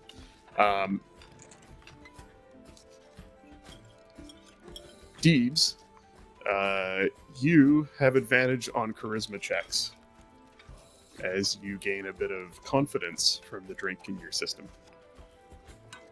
Okay. And as the young dwarf comes back and sits down at the table with a smile on his face from a deed well done, the rest of you, having observed this, must be a little bit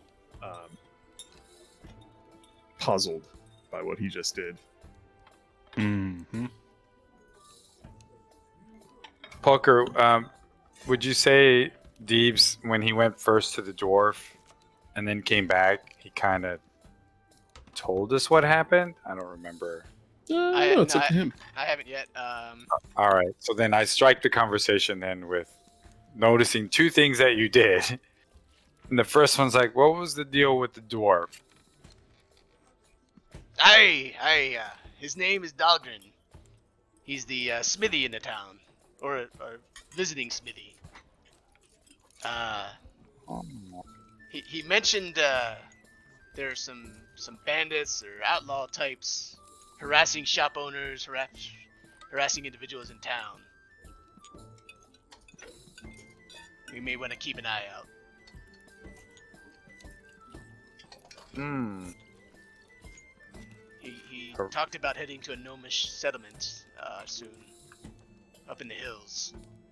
That's about it. Think we could confirm this with the innkeep? The barmaid shows up about that time, and she says, we've got some pottage, if that's all right with you. It's not great, but That will be fine. it's filling. I could bring you each a bowl if you wanted. That would be lovely. Please. You lot all look like you have enough coin. I could just settle up with you at the end of the night if that's easier. Yes, that would be fine. All right, I'll be back. She returns a few minutes later with a bowl of warm. It looks like well, it's pottage. You've all had it before. It's like a porridge of barley with meat and vegetables mixed in with it. It's filling. It's not particularly good, and it looks like it's been sort of simmering all day.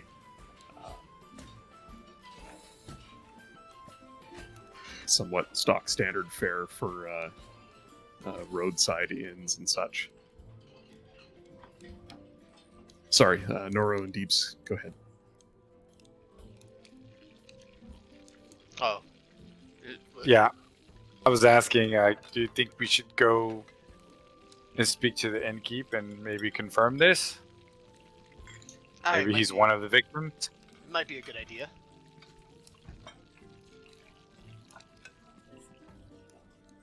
All right. I'll go. I'll move my big ass over there. You I don't head back remember over his to name. Toblin. Toblin, that's right. Toblin Stonehill. Yeah, you head back over to the bar, and he comes out from a back room a minute later. Can I help you, friend? I just wanted to confirm something the door friend found out about bandits harassing shopkeepers. Have you been a victim lately? Well, they know we don't have much, and they leave us alone for the most part. But they have been giving other folk around town quite a bit of trouble. Yeah.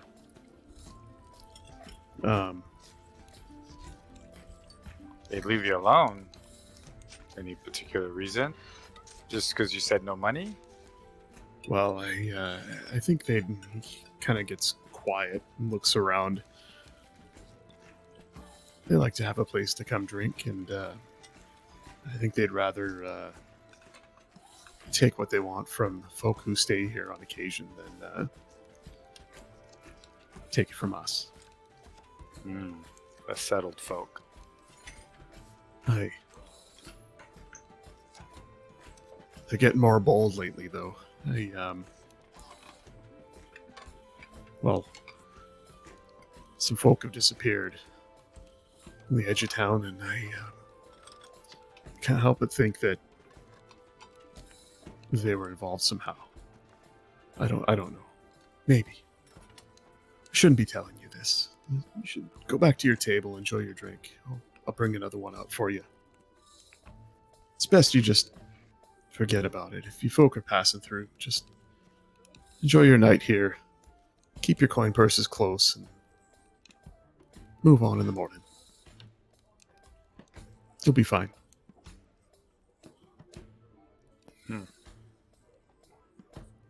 And Nora would just say, like, thank you for the information, and I toss him, like, a silver piece. He takes it from you and says, I'll be by with another cider for you. This more than covers it. Thank you. This Thank whole you. time, he's been staring at you, eye contact very intently. His eyes don't really match what he was saying. Yeah. There is a pained expression in his eyes. All right. So Nora will go. We'll leave. And I'll go back to the table. I'll tell everyone at the table what has recently happened, but more like in a hushed tone type of deal. Keep it within that table and just kind of let everybody know that the innkeeper's worried. He has been victim. And it seems like it might be another one coming.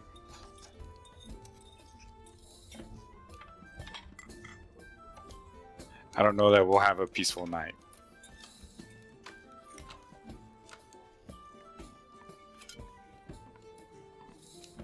We should keep an eye out.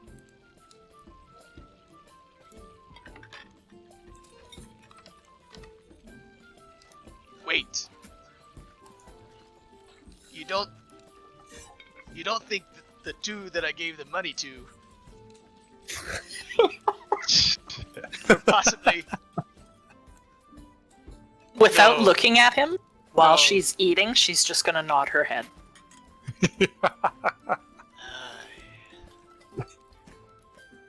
We should ready up. They're coming for the targets. Don't know. Maybe you paid these two guys enough to leave you the hell alone. Hmm.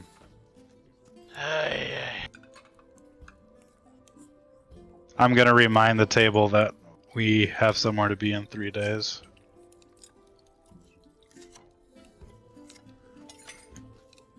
We could I'm probably gonna use bring the up rest. that the card is still there. I want to emphasize, innkeeper was saying to me that we would be okay for the night, but I have an inclination it wasn't matching. It was more like he was trying to brush the whole thing off as not your problem.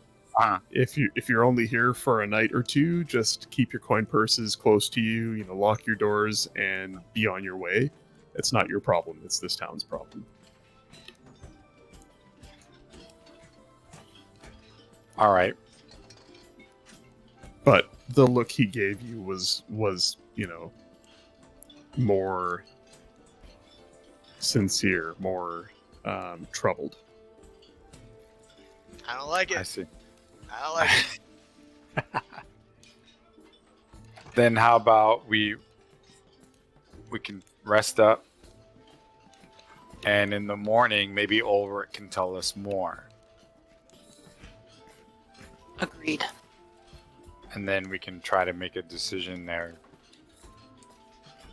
I agree.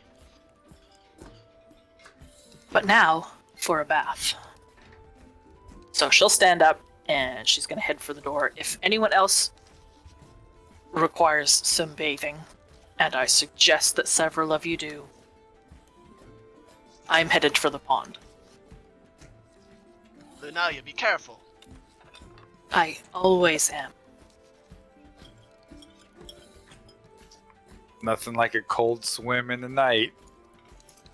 It's summer. It's not that cold. Oh, It's late spring, early summer? Yeah, it shouldn't be terrible. wait, did we see the groundhog or no? I'm just kidding. Salmia's so quiet. All right, Eve, I'm gonna join for a wash because about that whole thing of holding a head and cutting it all up. I'm sure I got. Mhm. Oh, yeah, I mean, that I'm gonna wasn't go as well. that was not the first thing that bled on you That's- in the last couple of days. Good point. Yeah, when I splooshed you the other day, it was like throwing a cup of water at you. I need a real bath.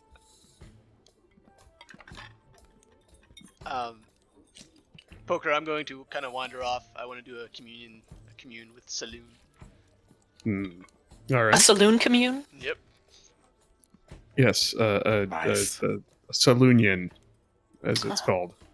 I don't. Just know. had to go there.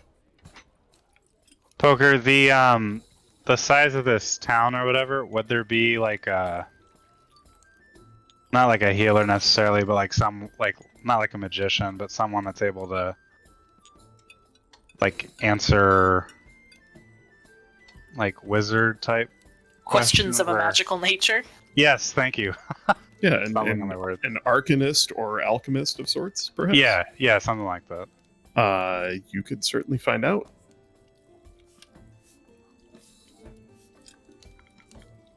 If you ask around.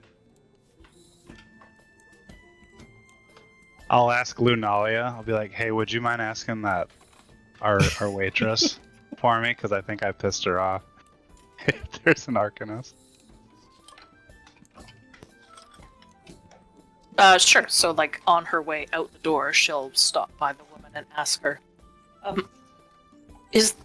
would there happen to be a magic user, arcanist, mage, perhaps, in this town?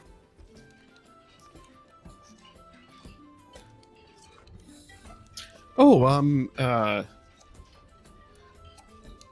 I don't quite know what you're getting at.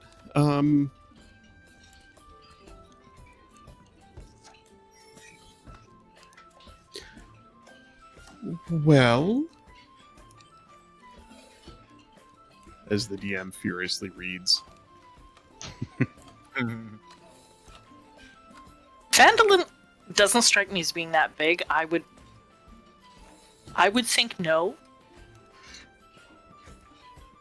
But I could be wrong. Well, there's Quilleen. She's somewhat knowledgeable when it comes to not really magics so much as poultices and a little bit of healing remedies and whatnot.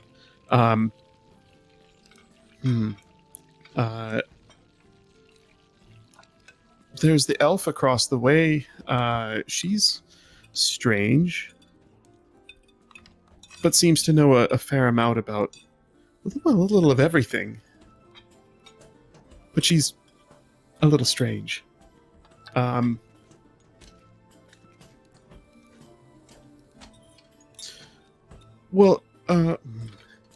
hold on. Let me check with my husband. She walks back and talks to him. I am totally buying time while I read up on. I haven't managed to get my entire list of everybody in this town together yet, so it's a bit of a stretch. Come on. So she's going to turn around and shout back across the common room towards Solmia and say, "I don't think there is. You might want to try talking to the innkeeper again. There seems to be strange people in town. Apparently strange people here are magic users. You might want to check in with them."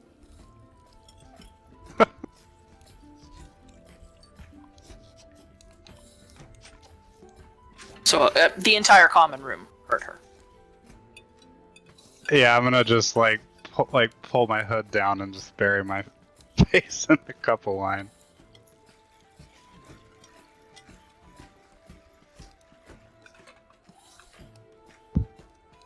She comes back to you in just a couple minutes, and she says, "I can't believe I forgot. Adabra Gwyn. She's a healer of sorts, but she's not here in town. She's up on Umbridge Hill, south of here, a couple miles up in the hills. Can't miss it. There's a massive windmill near an old tree on the hill. She's a midwife of sorts, comes to town to help with deliveries and such when there aren't any, and she's fairly knowledgeable in a few things. You might Thank speak you. with her." So again, across the room, she's going to shout, "A couple miles back, there's a windmill. There's a woman who lives there that'll help you." And now everyone knows. Thanks for saving me the trouble of telling everyone else. You're welcome. I think. And she'll just head out the door.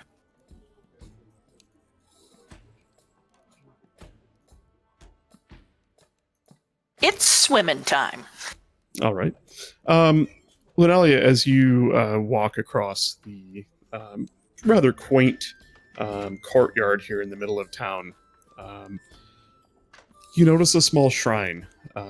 Something you haven't really seen before. It seems to be sort of built from the ruins of previous buildings here in the town. It's just a small covered arch, and it has you can make a religion check upon viewing the shrine to try and decipher what deity it might be. Oh dear.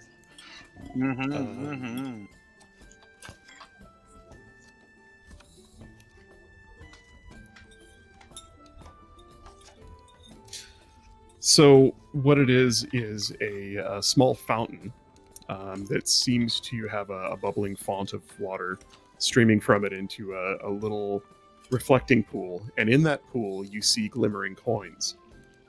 Quite a few of them, mostly silver and copper, but a couple gold pieces. There is a small statuette of a goddess looking down upon it. Her braided locks fall loosely down her chest. And her long flowing robes sort of blend into the water that pours down into the reflecting pool. This is a shrine of Timora, the goddess of luck.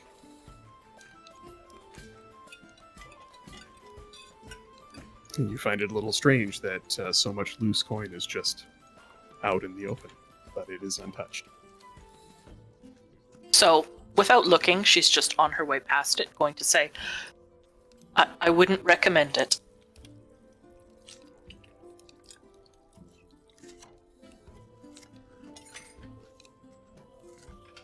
It's never wise to steal from the gods. Who's she saying it to? The two behind her. Oh, sorry, are you guys joining her? Yes, Noro and Scribbles. Yeah, Scribble, you definitely see the pool full of shiny things. Yeah, but it's just coins. Yeah, it's just coins. Okay. You know, She didn't say don't steal it. She just said I don't recommend it. about 350. Yeah, there are a couple of gold pieces and a few silver and a bunch of copper in this little fountained pool.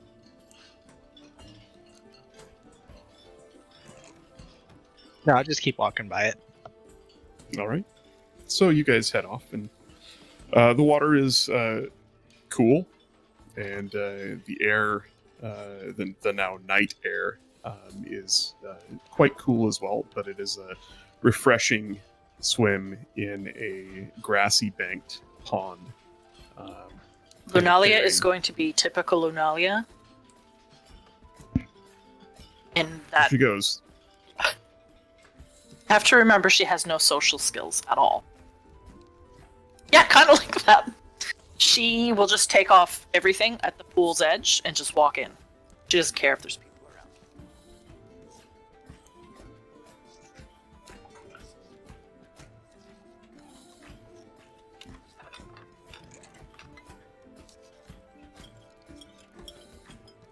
Solmia and Deeps, what are you two up to? Deeps, did you leave to have your walk yet? Yeah. Or Yeah, I did. I headed All out right. to. well, we'll start with you then. You walk out sort of the same direction as the others, but then veer off to the left into a large sloping area where there's tall grass, sort of off here to the west of the town square. A cool breeze swirls around you as you walk in the moonlit tall grass. The half moon smiling down upon you. Yes.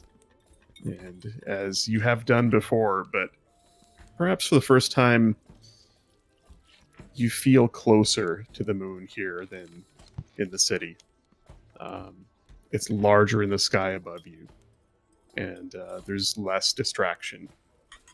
You're left with your mind to wander, to dwell on the thoughts of the events of the past couple of days, the new friends you've made, traveling companions, those who fought beside you, words that were uttered in the heat of combat, things you saw and heard.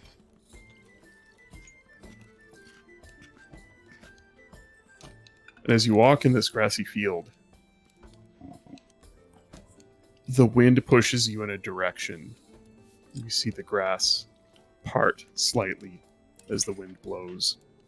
The moonlight shines through the swiftly moving clouds in a pattern that lights a path ahead of you. You follow that path for a while until you reach a point where the tall grass shallows out. You're standing looking out over the hills that stretch away from you.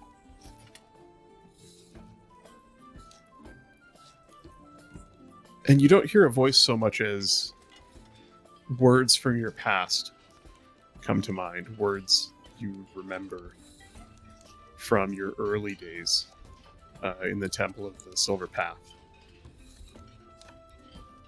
Words encouraging you to accept, to befriend, to understand, to wait, to have patience, to listen to what others say, and understand those words before you act. You feel a calm come over you. Calm you haven't felt in a few days with all of these rushed events that have sort of taken hold of you and swept you along with them. And you find yourself just standing in this grassy field in a moonlit spot at peace.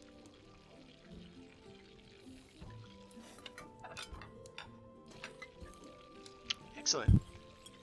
Is there anything you want to say while you're out there? Any prayers, any musings before I switch to somebody else? I think you answered it. So yeah, you answered what I was going to ask pretty much. So I will just stay out there a little bit longer and then head back. All right. Solmia, what are you up to? Are you still sitting at the now empty table? Yeah, just kind of like I would say I was drinking slowly, so I'd imagine I'm continuing to do so.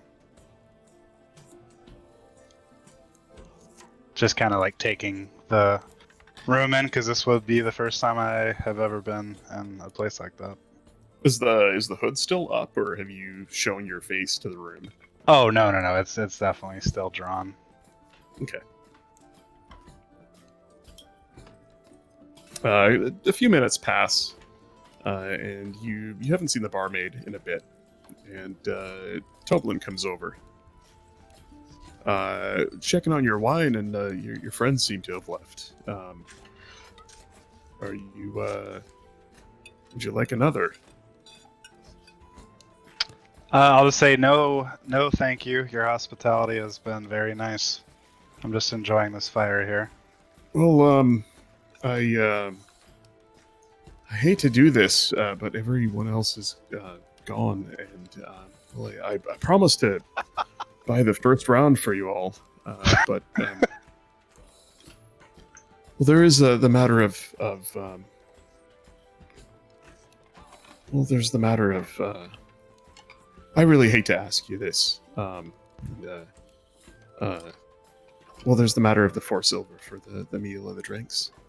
Motherfuckers. Yeah, I'll just pay it then. I thought you didn't have any gold. I thought you gave me 22 silver. Are you retconning that already? Oh no, she did. Yeah. But earlier to the waitress, you said I have no gold. Like when we're talking about food. Yeah, but the entire room watched you guys split up and chunk of change. And this is the dude, not the waitress, right? Yeah. Yeah. So I'll just be like easy come, easy go, and then give him the 4 silver. Thank you. Sorry again. I terribly rude of me, but well, thank you. Turns and walks away.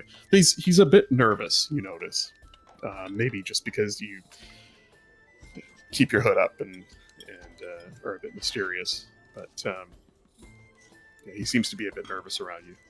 Gotcha. Maybe it's because his wife yelled at him. Likely, that's more than likely what it is. There's other patrons in the bar still though, right? Like he There was are, just yeah. saying. He was just saying the rest cleared out, meaning like Your the table party. left. Yeah. Yeah. Okay. Yeah. In fact, you see the older white-haired dwarf that Deeps was speaking with earlier finishes. There are 4 mugs empty in front of him.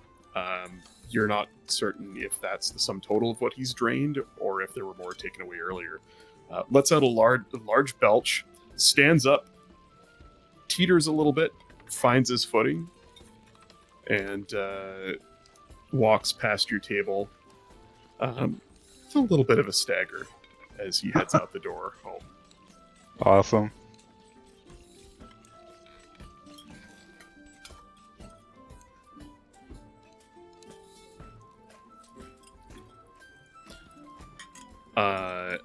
Noro. So Scribble and Noro are in the pond bathing, is that correct? Yes.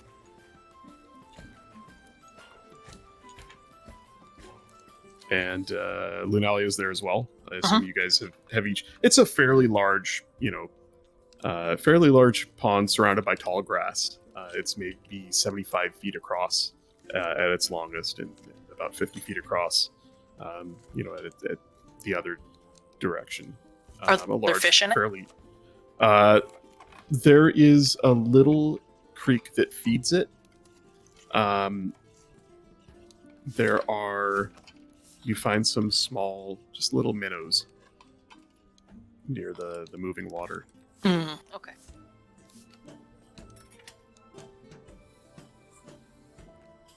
I imagine the 3 of you have sort of found your own separate parts of the pond to bathe in.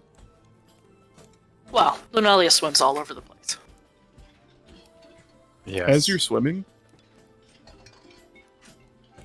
there is all of you feel, hear, but more feel, a pulse, a deep thrum in the water all about you, and it vibrates for just a second. And then there's a pregnant pause, and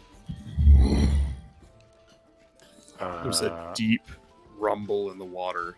The water all about you gets agitated for just a little bit, pushes you all sort of away from the center of the pond. And then one more time. Everyone out. She's gonna swim for the shore. We're making moves. Are you So all she's- going for shore? Yeah, she's going for the shore to grab her spear.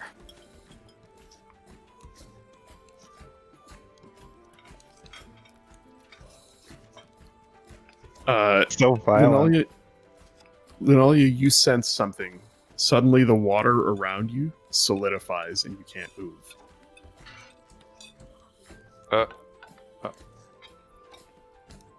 You turn frantically, looking about you, and you see a shape form out of the water behind you, about 15 feet away. A very familiar shape.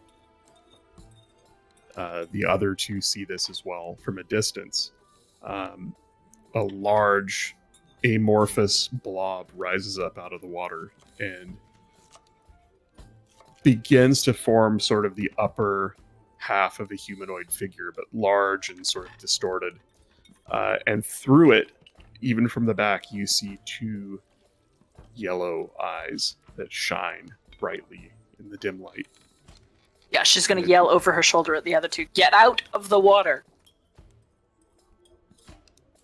I move. I get out.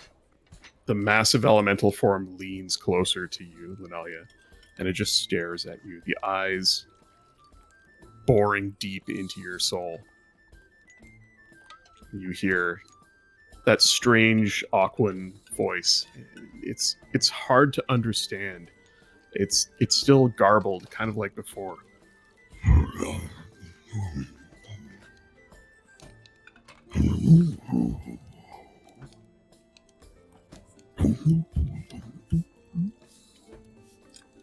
It sounds almost like somebody trying to speak underwater. Mm-hmm. The words don't come clearly to you yet. It just looms over you, staring at you. What do? You find that you can move again. She'll back away a little bit and she'll tread water and just say to it, "What do you want from me?"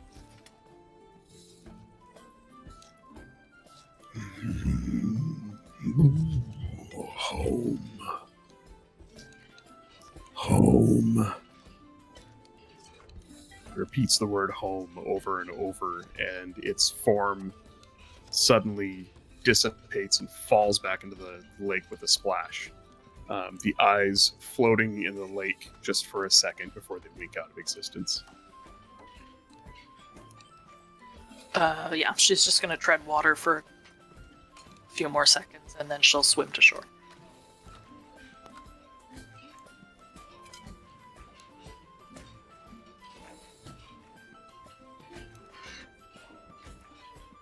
She's just gonna grab up her clothes, start getting dressed, and head back to town. She'll look at the other two. I'm sure you have questions. I don't have an answer. Okay.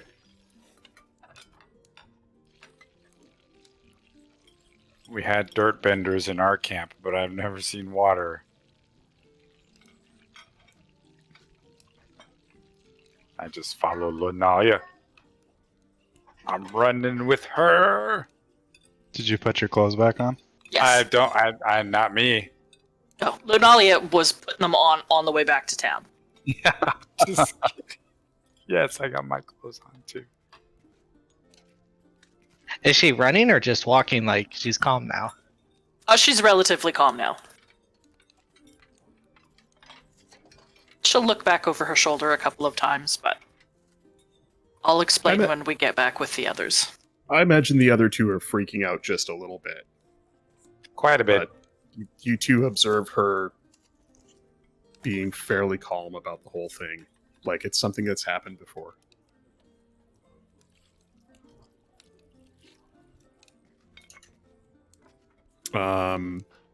Somia, what are you doing? And what are your plans for the rest of the evening? Are you waiting for the others to come back, or are you calling it a night? Yeah, I'm just kind of like gonna finish my wine, like, you know, just kind of like looking around, people watch, and then once that's done, I'll basically head out to looks like the southeast has forest, so that would be kind of where I'm planning on heading after. Yeah, you head back sort of towards the way you from which you came, from whence you came, and up a little bit of a hill into the safety of the trees overlooking the town. From up there, you get a little bit of a vantage point over the town spread out in front of you. Are you going for a walk, or are you calling it a night? No, I'll basically just try to find a place that feels secure enough, and yeah, sleep in the forest. You start to walk through the trees, and you find some comfort being away from people again. And even though this isn't anything like the mountains where you're from, cold and harsh and inclement, that just being back in nature and out of that building and away from people, you find brings you some peace. You start to reflect on the events of the past couple of days following the other druid out of the mountains, and falling in with this strange group. Some of the words that came easily to you in the goblin's hideout, and sort of begin to dwell on how easy those words were to say. You start to think about where those words came from. It takes you back into the dreams that you've had in the past. Walking through the trees here, the moonlight shines through weakly, and then not at all. You keep walking, sort of in a daze, thinking.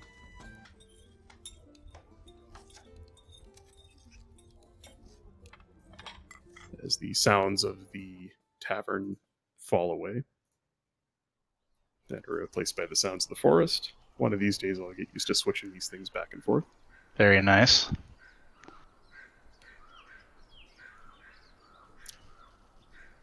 The pale moonlight slices through the canopy of the forest every so often. But you find yourself shying away from it into the shadows deeper and deeper.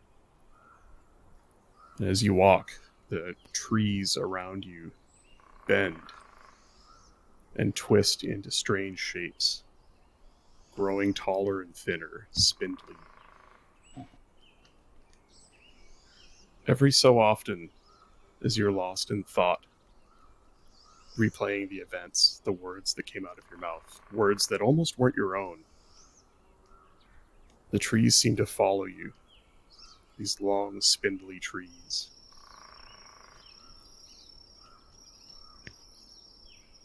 Something moves in between them, slowly. A shape. You can't quite see it. It's close but far away, veiled in shadow. A glimpse of something, shimmer of purple. A flash of glowing eyes. And then it's gone. And then it's off to your right. You hear a skittering sound behind you. Tick, tick, tick, tick, tick, tick, tick. The sound of hooked feet following you. You turn and look and nothing's there. And you look again and there's something there between the trees. Here in the darkness, you're not alone.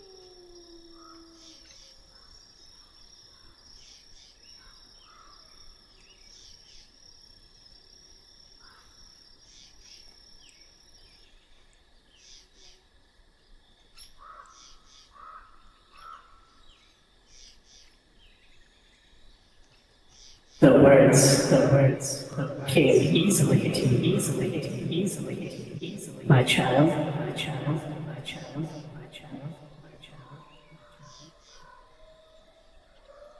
You did well.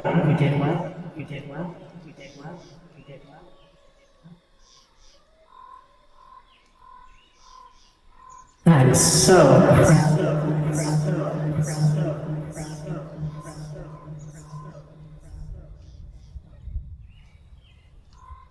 I can't wait to see what you'll do next.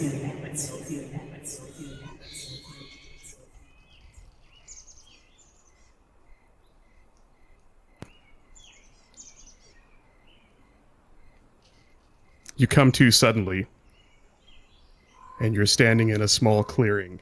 Bright moonlight shines down upon you. Your mind is suddenly clear. You're not sure what just happened. Did it happen? Was it a memory?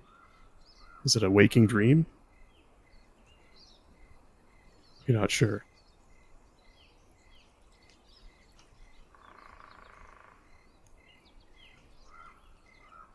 Yeah, that was fun. That was fucking awesome, Poker. Very nice. Very nice. The Lord taketh away, and the Lord giveth.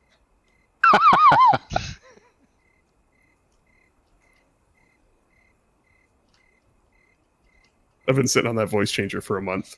Oh man, So fucking cool, man. That was Oh, nice man, flavor. It's pretty fun. It's That's pretty good. fun. Lots of flavor. That's gonna be a clip. What do you do besides, shit yourself 3 colors of white? Mhm. Yeah, so I have like a wolf's fang that I use as like my druidic focus that my guardian gave me. So basically, I'm just gonna kind of clutch that, and then just try to like breathe, you know, like trying to calm myself type thing.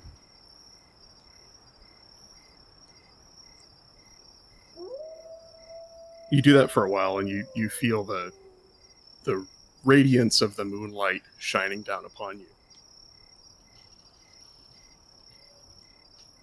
and it calms you, being out of the trees and out of the shadows. It feels brighter than it should, and it might just be in contrast to where you just were. Then eventually you calm down enough to, after an hour or so,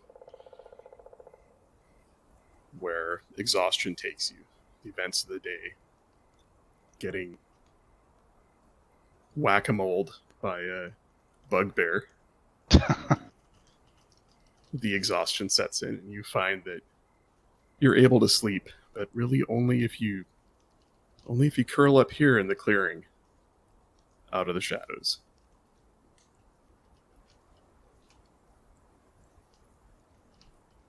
Very cool.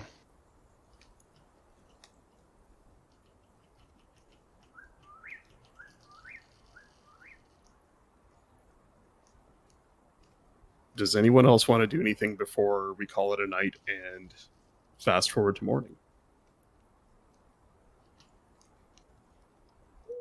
I'm good. Ready for that long rest. All right, Deeps, Yeah. you head back to your room and Same. spend your 10 minutes doffing your armor. Do we all hear it hit the floor from our rooms? Clunk! Outstanding!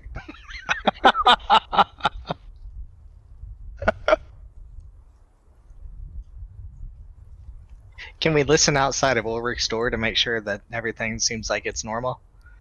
Yeah, in fact, you push on the door, you find that it's ajar.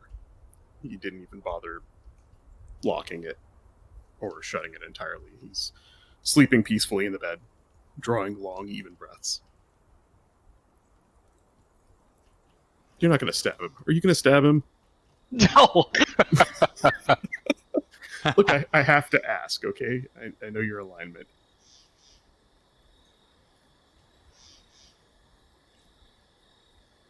No, I was just making sure that nothing was like, because they had mentioned that someone had been kidnapped or whatever.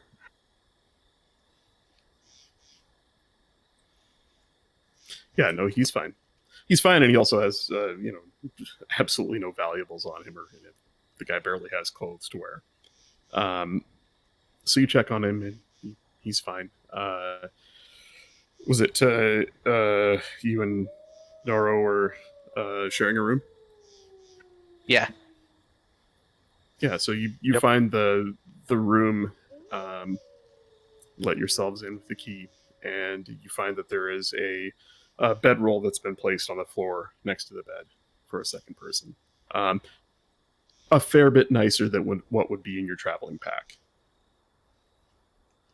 I'm going to move the bedroll just over to the corner and then just go to sleep. All right. Linelia, you took the fourth room, right? Yes, when Deep says he was paying. Yeah.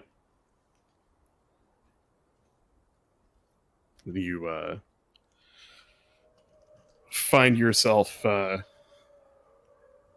as is your way, in your elven trance, contemplating the events of the last couple of days and having a very hard time shaking those yellow eyes from your vision.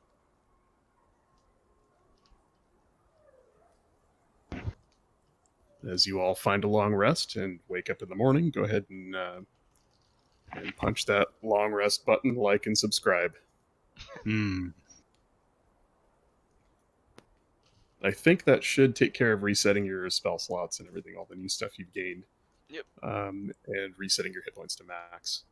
I always forget to hit confirm. I hit the take long rest, it counts down, and I'm like, okay, nothing happened.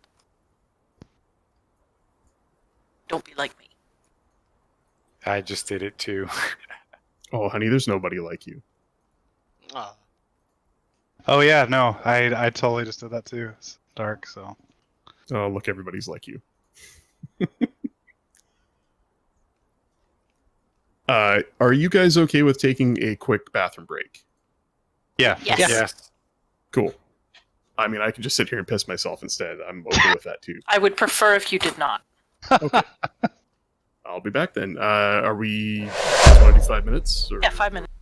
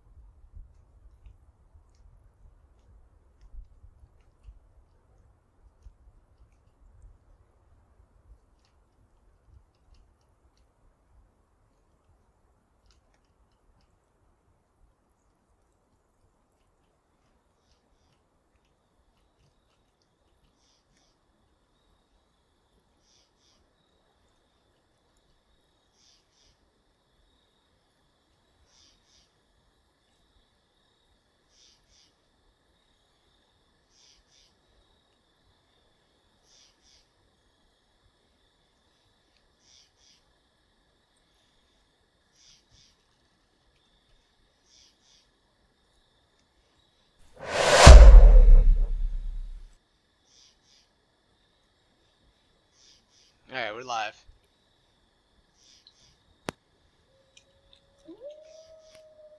Oh, welcome back. Thanks everybody for the break.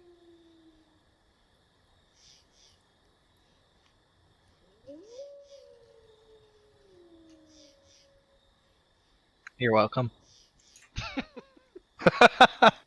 Do you have Everybody's- daybreak music?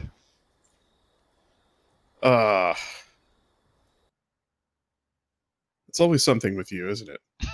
Such a diva. Such a diva. Oh, for sure. Good I want lord. God, would you I want to hear stop that cock asking- crow. Can you please stop asking me to be competent? I did the voice changer thing. What else do you want from me? Which was amazing. So thank you, sir. I've been sitting on that for weeks. I bought that thing weeks ago. One of the D&D groups that I watch on Twitch, High Rollers, has started doing Curse of Strahd recently on Thursday nights, and their DM, Mark Hulmes, does Strahd and I think some other voices with a voice changer. And the first time I heard that, I was like, wow, I have to do that. That's so cool. But we play live. You can't really do that at a table, unless you pre-record Right. it and just play clips, from your phone or whatever. So when we got this going, I was like, oh hell yes, I'm totally doing a voice changer here and there for little like dream sequencey stuff.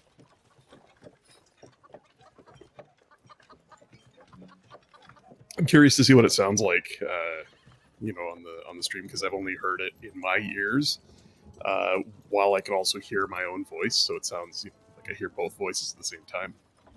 But Yeah, I'll definitely clip it out after. I mean, I can wait. I can just go watch it on the stream too. Oh, it's got to be a clip, for sure. So yeah, so there you go, Solm. Something to think about, something to play with. I'm scared. Are you? Oh yeah. I just picture myself like in a fetal position in this, like yeah, in the moonlight as you described it. like curled up in this small clearing, surrounded by dark forest. Right. A little too terrified, a little too shaken up to go back into the shadows. Very well described. Well, as light falls upon Phandalin the next morning, an overcast sky, heavy clouds on the horizon, signaling rain coming. You all wake in your separate ways, at possibly separate times, and start your day. What would you all like to do? Head down for some breakfast. Lunalia's going to stop at Ulrich's door and knock.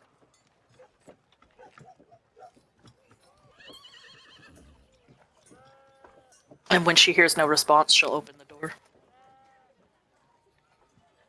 You open the door, and he's still in bed. He stirs and just turns and looks your way weakly. Oh, I should probably get up. Are you feeling any better? Should we look for a healer? Better. The ambulance is there. Like I said last week, we do not live in a bad part of town. We are on a main route for ambulance. Yeah. Well, it's good to know my microphone picks that up. That's fantastic.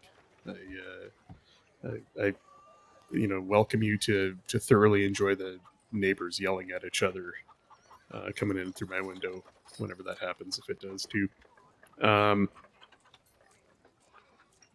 He says, no, I'm the older you get, the longer it takes to recover. I suppose I'll see you all downstairs shortly. All right. And she'll just close the door and head downstairs. You notice something that wasn't there the night before. He has been bandaged. There are bandages around his ribs, and a deep gash on his left arm is tightly wrapped as well. It appears somebody has tended to him in the night. Anybody else, or are you all just gathering at the inn?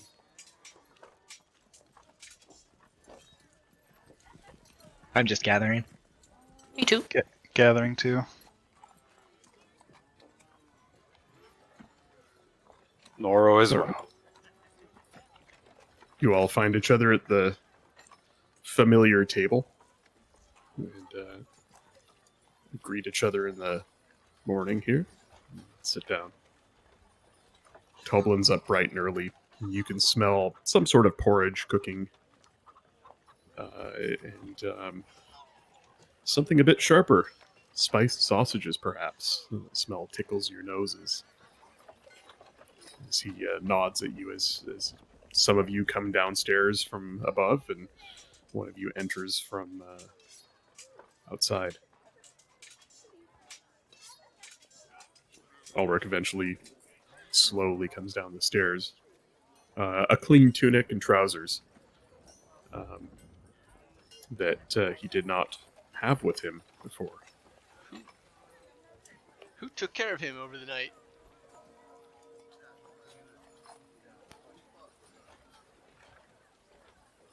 You would have to ask him.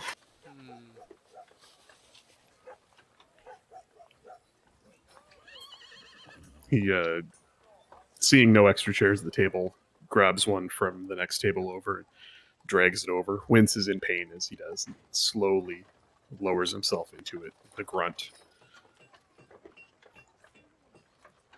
I have a friend or two in town here.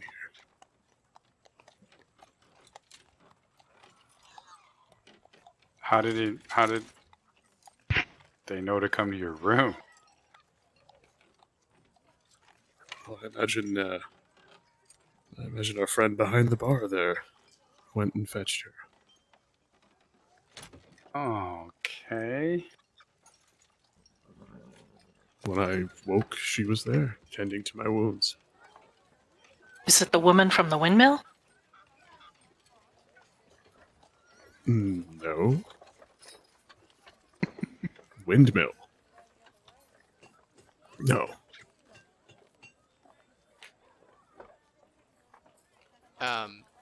We were originally supposed to meet people here, weren't we? I'm asking poker. I'm not. Yeah, actually, yeah. You were supposed to deliver the wagon here, weren't you? You were asked to deliver the cart full of supplies to Barthen's Provisions here in That's town, right. Bartham's. as well as meet these two, Gundren and Ulrich, I to said, presumably get your assignment for the next part of the expedition if they needed you beyond that. Ulrich, I'm glad you're looking better. We still have the cart of provisions. We have it hidden about a day's ride out or so. Do you think we should recover it today?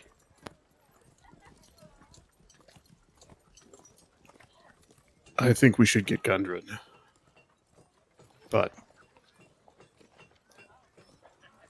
I don't have the first clue how to go about doing that. They took him. They separated us. We do know where he's being held. You do? We found that out from the goblins that were holding you. Tell me and I'll be off as soon as I can fetch a blade and something to wear. Well, that would be foolish. We were told that even the 5 of us would be killed if we went. Well then, perhaps the 6 of us stand a chance. I'll share with Ulrich what Nemec told me. He listens to it and nods. You do realize that's the promise of a goblin. That's what I said.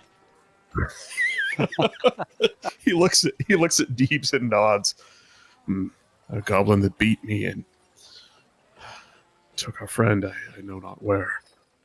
How is this any different from a human? He just looks at you. You're not from a civilized area, are you? Close enough to one. I've seen humans, dwarves, Goliaths for that matter, be cruel. Why is this goblin any different?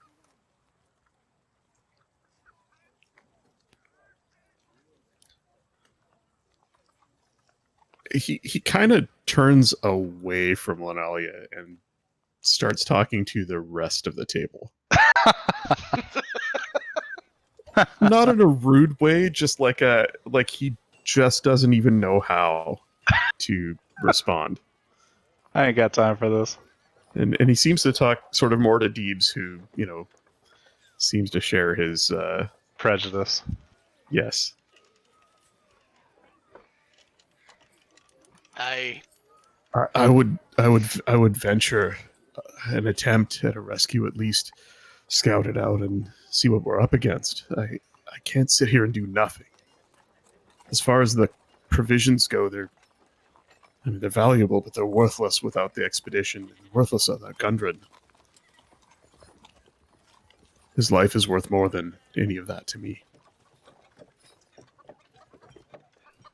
According to the goblins, there's too many at this castle,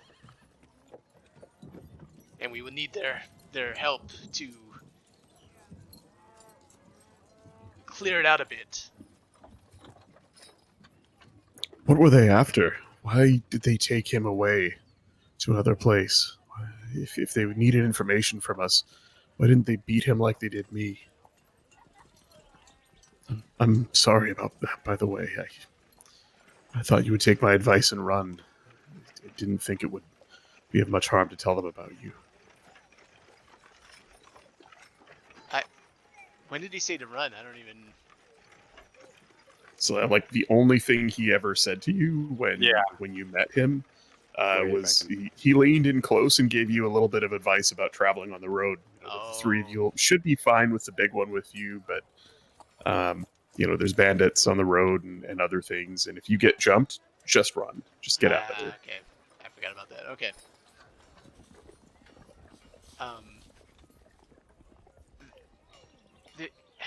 Do you know anything about the Black Spider?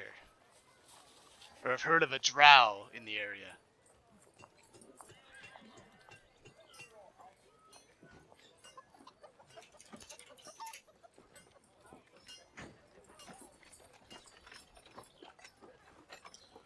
The name's not familiar to me. I know of drow. I have faced them in combat before, but not above ground.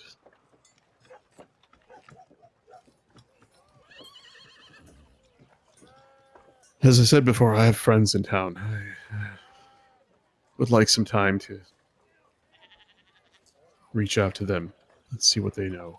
I don't know the area as well as I used to.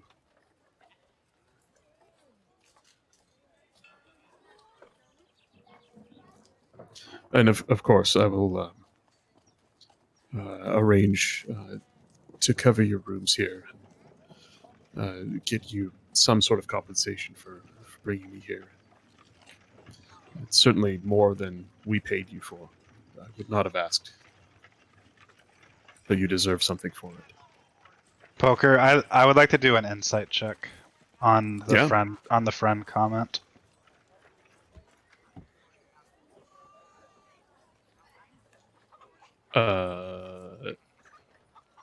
Okay.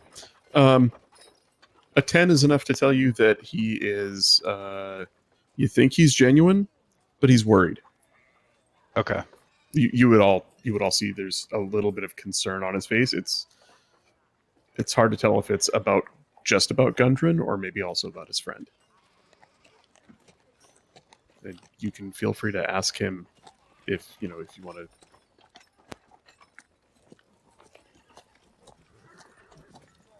But he doesn't seem to offer anything more than that without being prompted. Do you know why Gundren would be taken? Why somebody would pay these goblins to take him specifically? They were paid.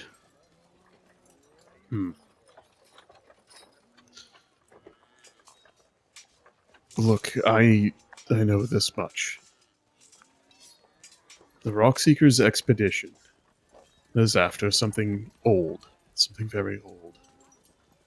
A mine, but more than that, an ancient spell forge used to, in centuries past, create powerful and terrible, in some cases, weapons and items. These dwarves thought they had found it. Gundren had come back, seeking supplies and extra labor for the dig.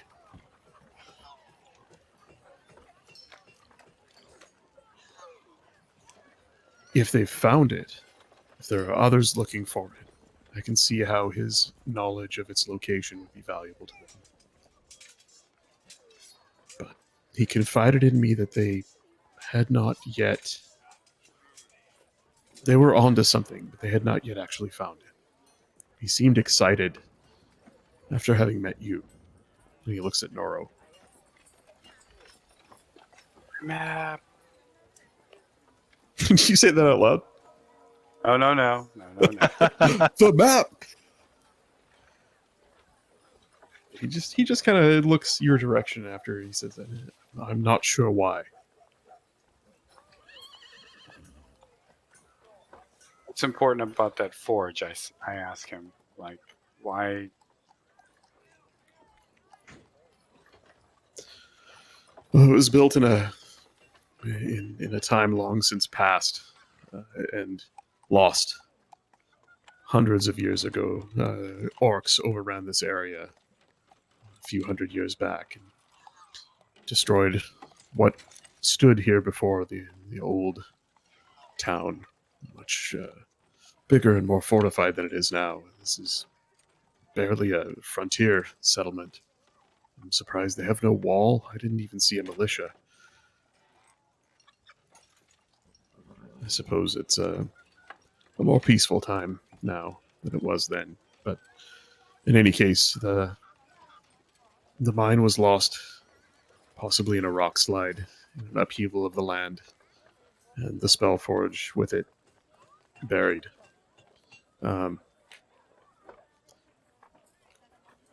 There have been other attempts to find it, but none were fruitful. This town is a testament to that. People came here looking for it. Old tales and renewed interest, and this entire settlement has sprung up as a result. Some folks, I dare say, don't even know much about it or pay it much heed and just live their lives here now. The innkeeper here is an example. He plies a trade. It has nothing to do with this lost mine. But in any case, the Rockseeker brothers, they were certain they were onto something. I imagine this spider paid the goblins to take him, to find it. And I imagine until and unless he reveals its location, he's at least safe from threat of death. Gundren's sharp. Even if he knows where it is, they'll have a tough time getting it out of him.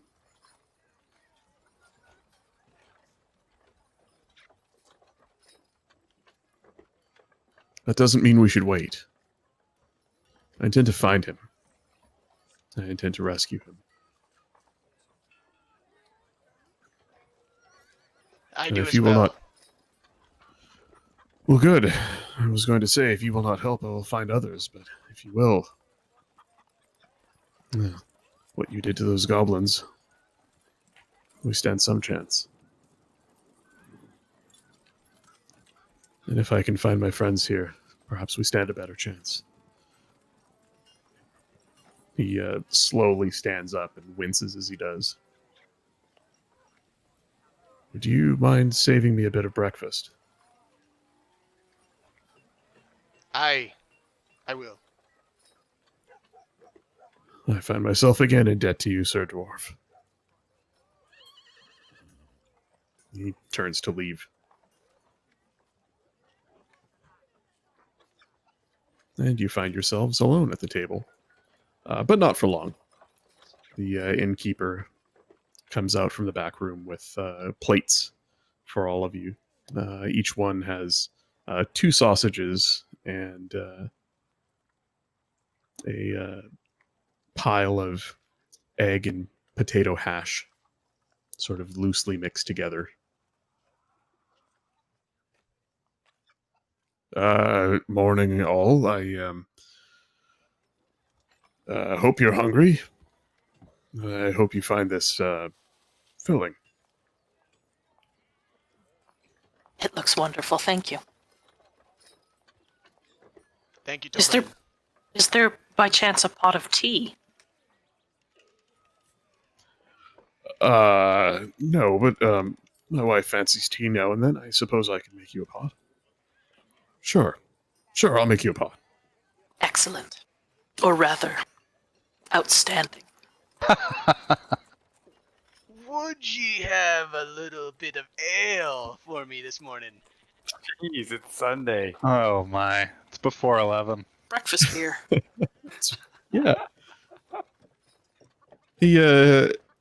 He looks at you and says, "Yeah. Do you want it warm, as the dwarves take it in the morning?" Shh. Is that true? Yeah, I think, right? Ori always has a A warm beer in the breakfast beer? Yeah. Sometimes, yeah. Aye, that would be fine. It's canon in this world, at least. The Okay. dwarves of Thunderstone on the Isle of Lyria across the Narrow Sea do prefer warm beer in the morning. Yes. But maybe that's just on the island. like a hot ale in the morning. Alright, that works. But they are about 5,000 years separated from their cousins here on the mainland. So there's a whole expedition through the Underdark. They got lost. They came out on the island, and they've lived there ever since. Talk about dwarf piss. Yes, this world has a long and storied history of dwarf piss. He comes back with a steaming mug of heated ale for you. Ah, delicious.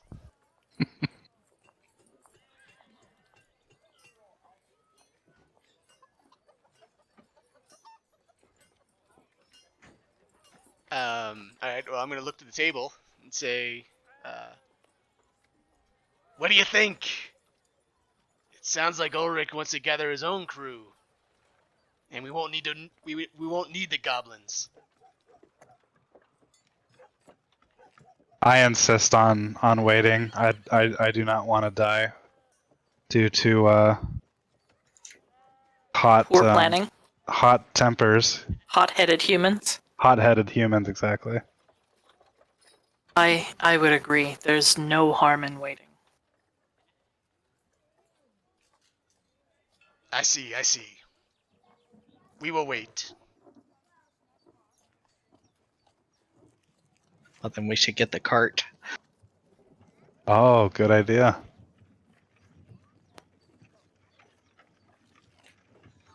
Yeah, we can get some horses and Oxy too. Oxy too. Give her a proper burial. He hasn't been in town for 24 hours, and he's already looking for Oxy.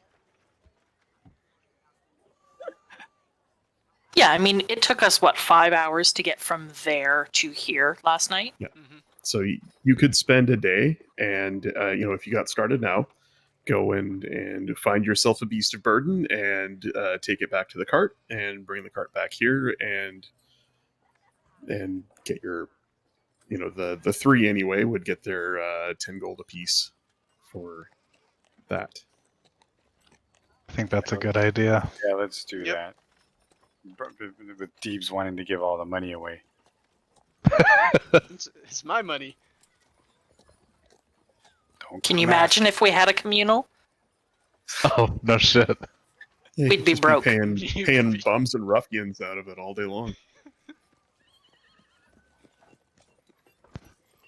Are we being paid by the guy who has no money and barely has a set of clothes, or are we being paid by the provisioner? You're being paid by the provisioner, by Barthen. Oh, okay. But the guy with no money and barely any clothes has also sworn that he will find you some compensation for the extra work you've done, saving him and bringing him to town.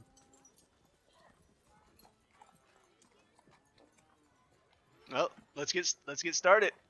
Oh, I saved some sausages for Ulrich. Bet you do. Wow.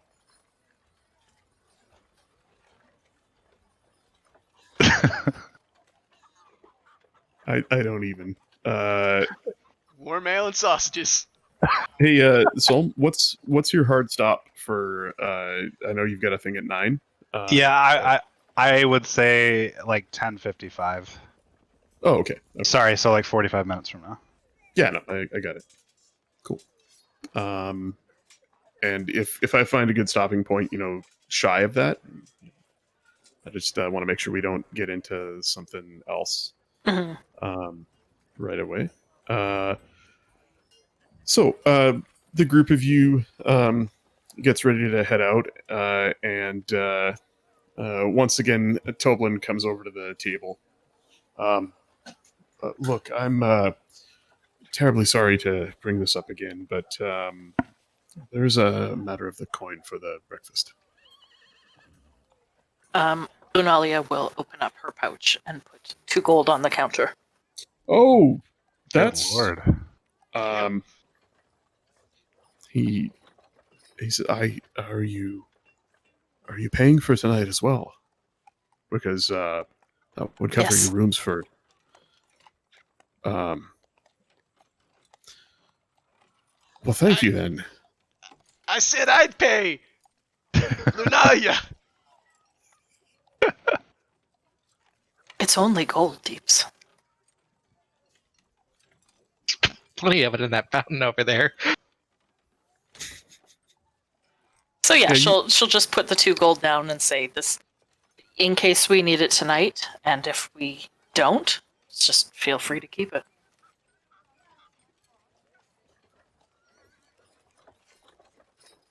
Oh, well, thank you. This is more than enough. Consider your evening meal on me as well. This will cover it. So your dinner, should you return here, and your night stay is paid for. Nice. All right. Thanks to the benevolent druid. Yeah. So, Poker, when we're heading out and just kind of doing our thing, I'm gonna keep an eye out and see if I see any of these ruffians that just out of the corner of my eye to see something going on. Just Give me kinda a extra. perception check. The Defias Brotherhood. Yes. Good lord. Yeah, that's with a +5. Give me a second here.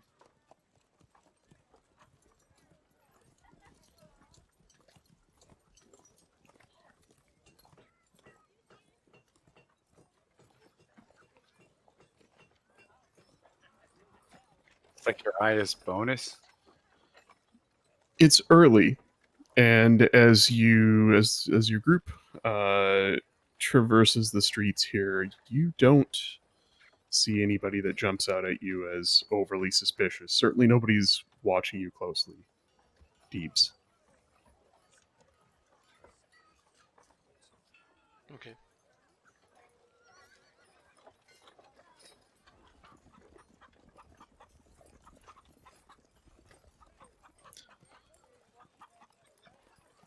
We'll say you asked Toblin before you left where the provisioner is, and actually just a block or so down here at the edge of town is a building that houses Barthen's provisions.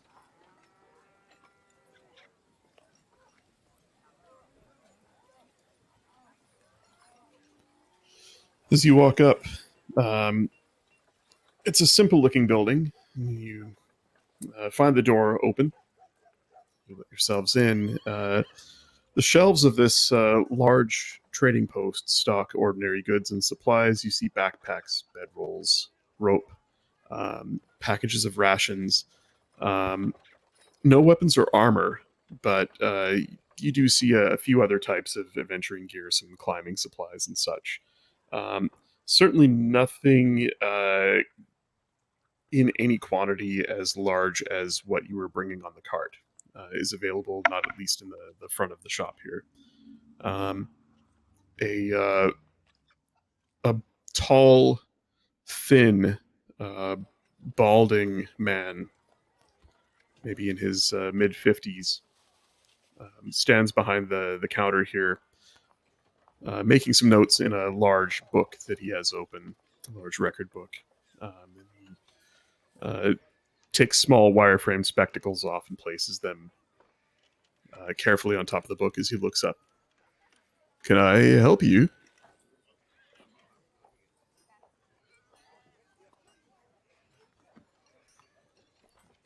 Well, speak up. I don't have all day.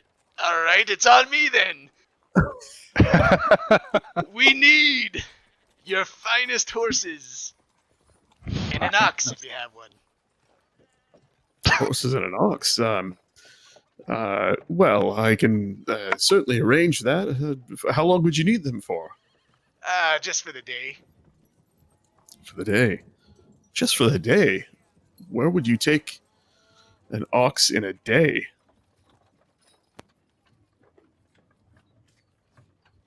That's my business. You know what? I'd rather not know. This is the provisioner, right? The one that's going to pay Deebs? Yeah, this is the guy you were supposed to bring the stuff to. Oh, You think anyway? The sign on the outside of the building said Barthen's Provisions. retcon. I was thinking, never mind. Lunali will say, Deebs, isn't this the man that will be paying you for the provisions we're going to get? I'm sorry, it was the warm ale. It's a It got in your head. It's a bit stronger than I expected.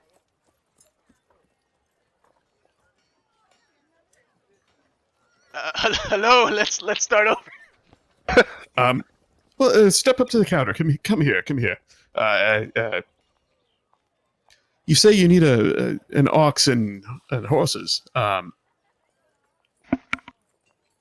Yeah, I can arrange that. You mentioned something about provisions you're bringing. I was waiting for a cart of provisions for Gundren, for the Rockseeker brothers. Is that you? Aye, that's us. We have the provisions. They're about 5 hours outside of town. We just need to procure some horses and an ox to bring it here. What? Why in Palor's name would they be outside of town? Did you just leave them in the woods somewhere? Listen, we had a bit of trouble.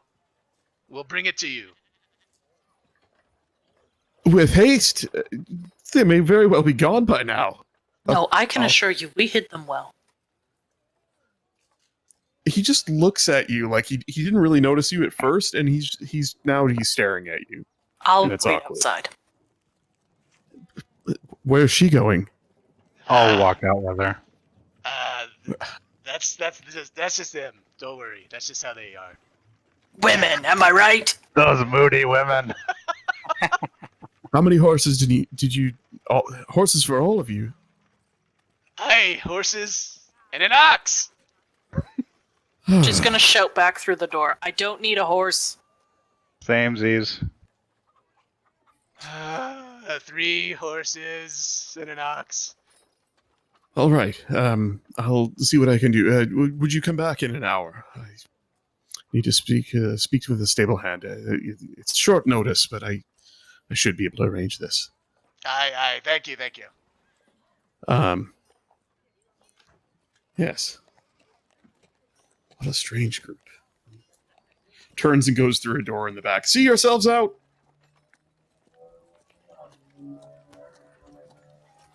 Is there anything you'd like to do in the hour while you mill about waiting for him to come back, or waiting to come back to check up on your transportation? I would like to head to Adabra by the windmill to the south. It's a ways. You could you think you could probably get there in 1 to 2 hours just looking at the terrain between here and there. Maybe I'll say then. Do you guys need me to go with you to get the provisions? I'd like to inquire. I would like to inquire with Adabra. Split the party. I You want to. I don't know if I like that idea. We didn't have much luck when there was some difficulty when we split up in the cavern. Well, I appreciate your concern, but that's what I'm gonna do. I'm gonna wave at him. Lunalia will sigh very deeply and say, I will go with her.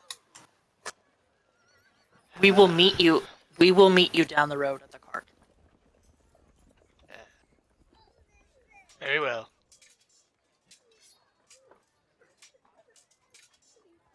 So the two druids are going off to Umbridge Hill. Yes. Okay. And Deebs, Noro, and Scribble are going to wait for the horses and is there an a oxen. is there a temple or church in the town? Yeah, so you take that time and get your bearings and have a quick walk around town. And as you can see by the map, like you could walk around this whole place in less than an hour and pretty much see it all. You wouldn't get out to the farmhouses at the edge of town, but you could see them at a distance and know what they are. As you wander about town, you definitely see the Lion Shield Coster, which is a trading post, another trading post.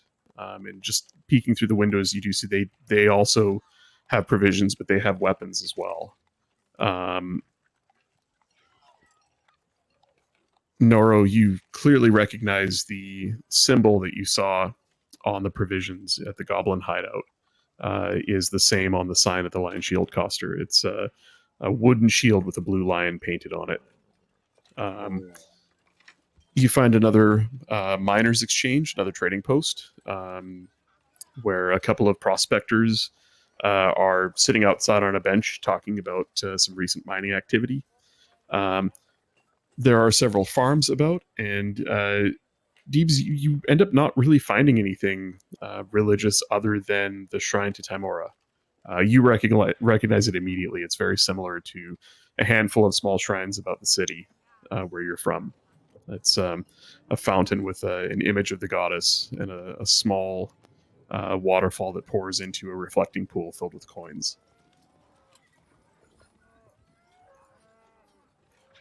I'll throw a copper piece into the fountain.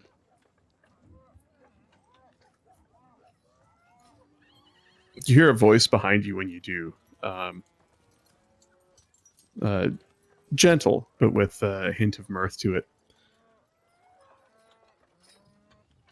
It's not often one of yours pays reverence at a shrine of ours. You're not from here, are you? You turn and there's a tall, platinum-haired elf woman. She looks to be in younger years, although with elves it's very hard to tell. She has a deep scar on her cheek under her right eye. Very fine features, and she wears just a simple green tunic and leather pants with a long green cloak wrapped about her. All right. All right.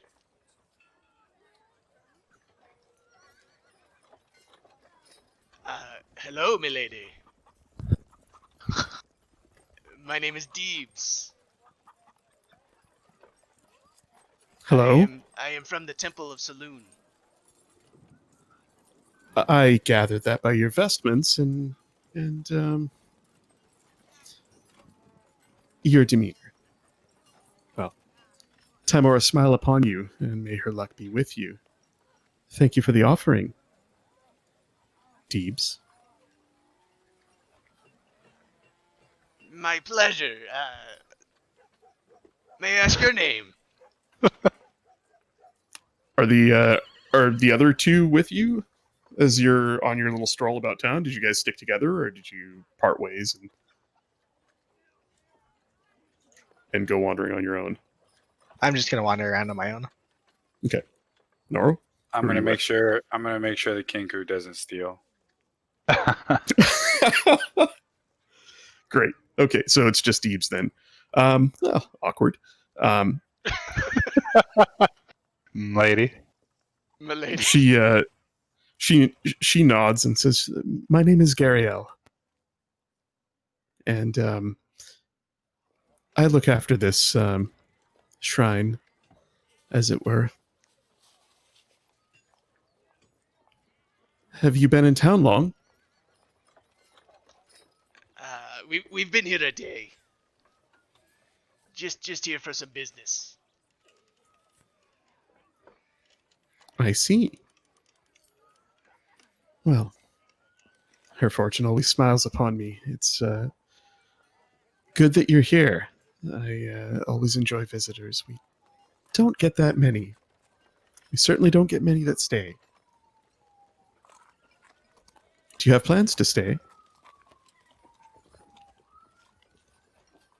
Hmm.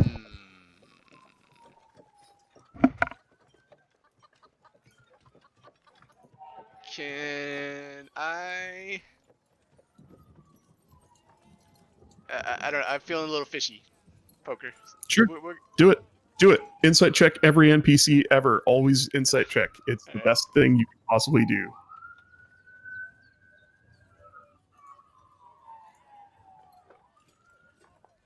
I've been rolling shitty all night. And one of these days, you'll actually do it. She seems fairly genuine. She's a little odd. The way she looks at you is she comes across as someone who always looks sort of past you. You keep looking over your shoulder because she always looks like she's not quite making eye contact. It's a little off-putting.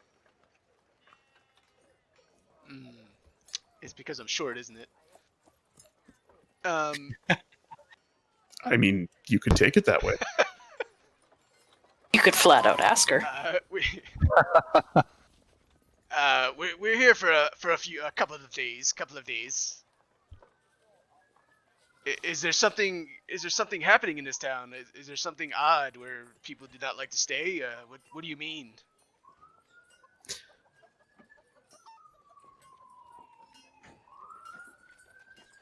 People come and people go, and off into the hills, digging for things and applying their fortunes beneath the ground and whatnot. But there are some things going on here. Just watch your coin and watch your back. Watch your what? Sorry. Your back. Oh, okay. Watch your coin and watch your back. And if you need help, call upon me.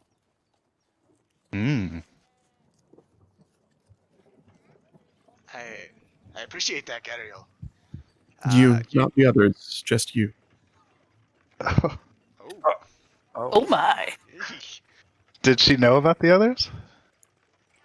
She may have observed you all earlier. Can I roll d20 to do her? Or?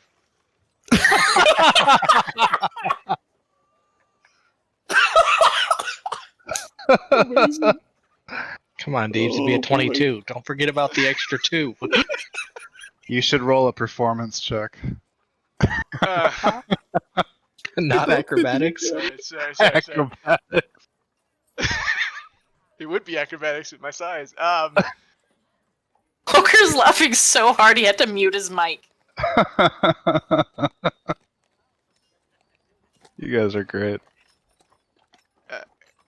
Oh wow. Gariel, I appreciate that, and you as well. If you see me about and you need some assistance, please, I'd be happy to help. It was really a pleasure meeting you. You get the feeling that it's like a cleric to cleric thing. It's not like it's not anything I more figured. than just a fellow a follower of another somewhat good natured god. Like another person of faith is in town, and they're rare here. Yeah. Okay. Friend zoned. Yeah, with your rolls, you probably should not try to roll a 20 to do her. It might go badly.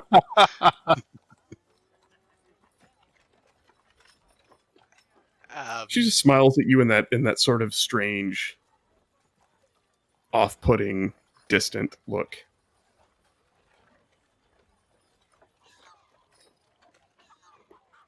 And just wanders over to the shrine and absent-mindedly runs her hand through the reflecting pool, picks up a coin, drops it back down.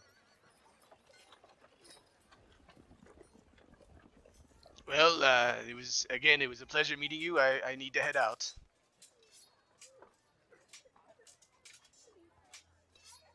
And I As you turn and walk away, you hear her voice, carried to your ears over your shoulder.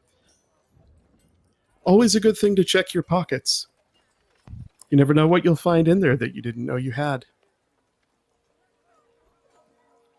Hint, hint, check your pocket. Yeah, I'm checking my pockets now. You reach into the pouch at your belt, and there is a healing potion there, just a standard Nice. potion of healing that you did not have before. And you look at it, and you're like, "Wait a minute!" And then you check, and you find the other one that you got yesterday. It is somehow has found its way into a pouch at your belt. Alright. I kind of glance over at her and give her a little smile and nod and head on. Poor Deebs, he thinks he has a girlfriend now. Yep. In Phandalin. Yep.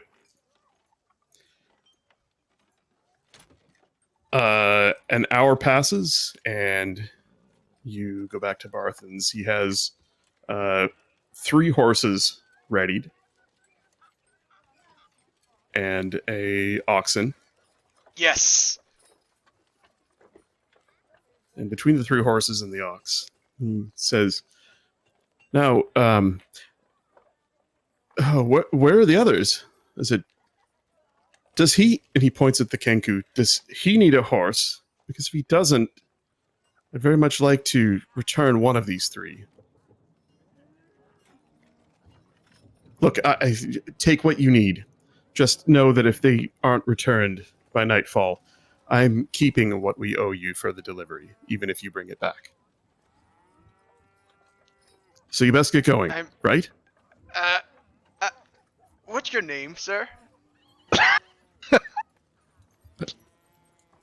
It's on the sign. Barthen. I'm Elmar Barthen. Didn't Gundren give you my name? Barthen, I'll be honest with you. I don't appreciate your attitude. If the Kenku wants a horse, he'll have a horse. Do you understand?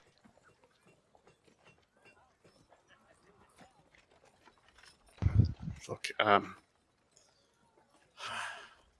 Do you understand? I'm sorry. Yes, I'm sorry. You guys are never getting paid. It's been a rough few Right. days, and I'm I'm not in sorry. the mood. I didn't mean to raise my voice. It's been an interesting couple of days for me as well.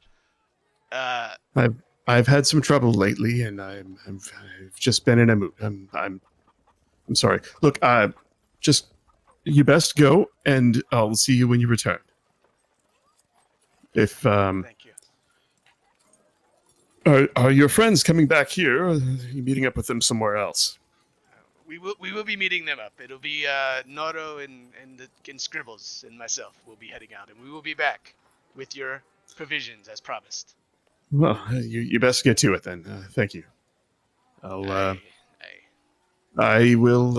If you arrive after sundown, I suppose I will just rap on the door and I'll let you in. All right. I Well, turn. go on then. Oh man, this guy is gonna fuck. I turn to Scribble. Scribble, do you need a horse? The Kinku wants a horse. As he gets a fork and knife out. Alright. Alright, well, should we head out, guys? Can we roll to see if there's any like one watching him, seeing what he says to us?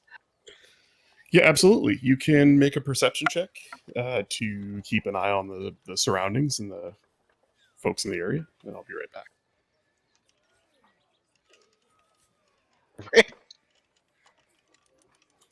You guys are doing Damn. great on This rolls your rolls are tonight. so low. I literally don't have to describe anything. It's so great.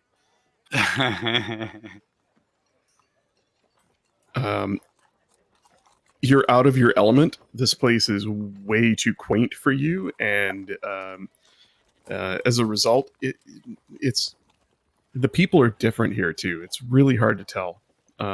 You think, Scribble, that you see somebody watching your little conversation, but it's hard to tell if they're, some guy up to no good or just some passerby farmer who is curious about new folks in town. You're not sure.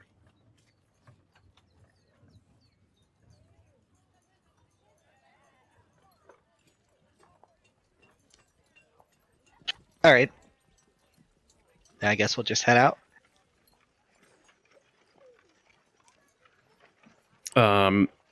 The druids are headed south up towards Umbridge Hill. The trek through the hills is one that is not hard. Rolling hills with the mountains rising high above in front of you. Solmia, it reminds you of home, seeing those mountain peaks up ahead where not a few days ago you were. And Lunalia, beyond those mountains is the rolling grassland and coastal forests that you used to call home. Heading in that direction, off in the distance, you just begin to see something peeking over the horizon. What you think might be the windmill that you're looking for and the large tree nearby it. When there is a sudden shadow that passes overhead, blocking out the sun just for a second.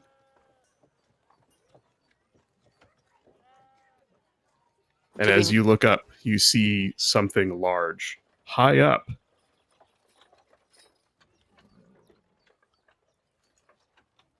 It's a little too far to tell what it is, but it's large.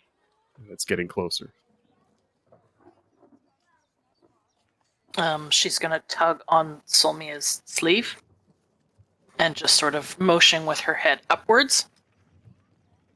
Do you see that? I do. I can't tell what it is. Maybe we should head for cover. And she's just gonna make for the nearest tree line. I'll follow.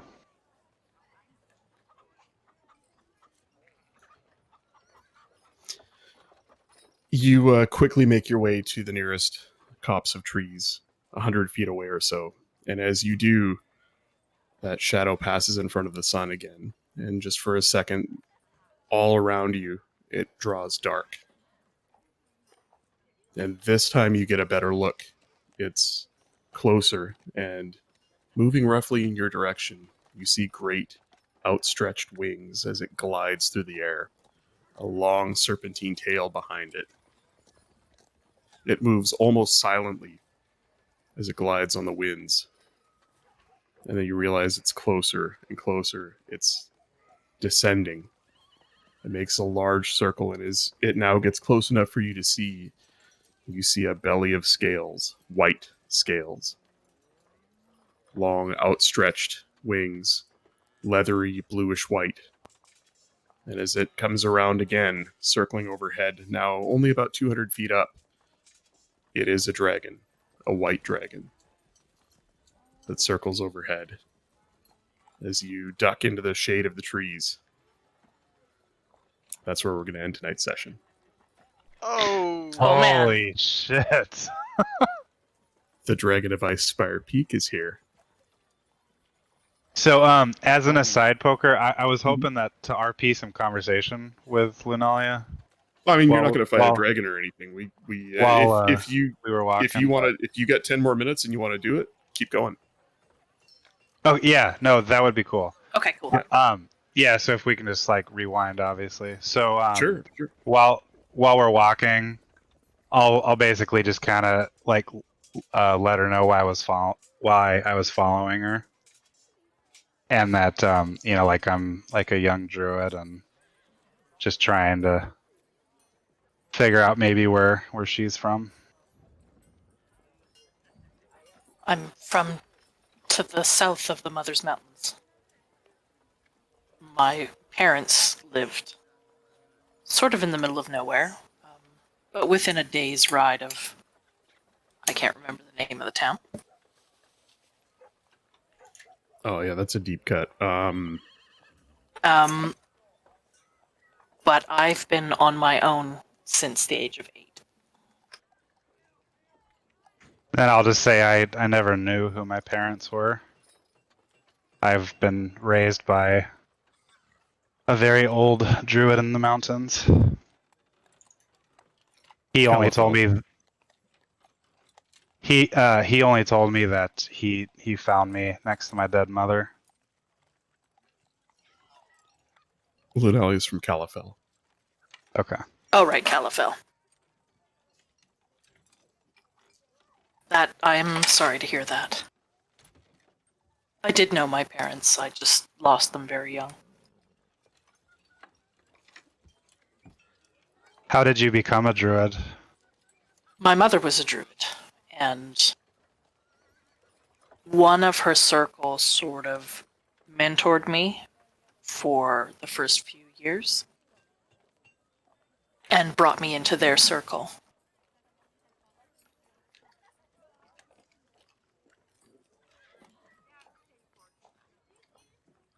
I tended more towards my mother's druidic inclinations than my father's arcane.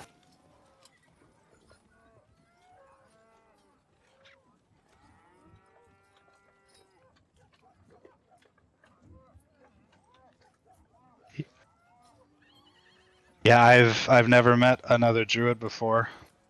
Hopefully I can learn from you.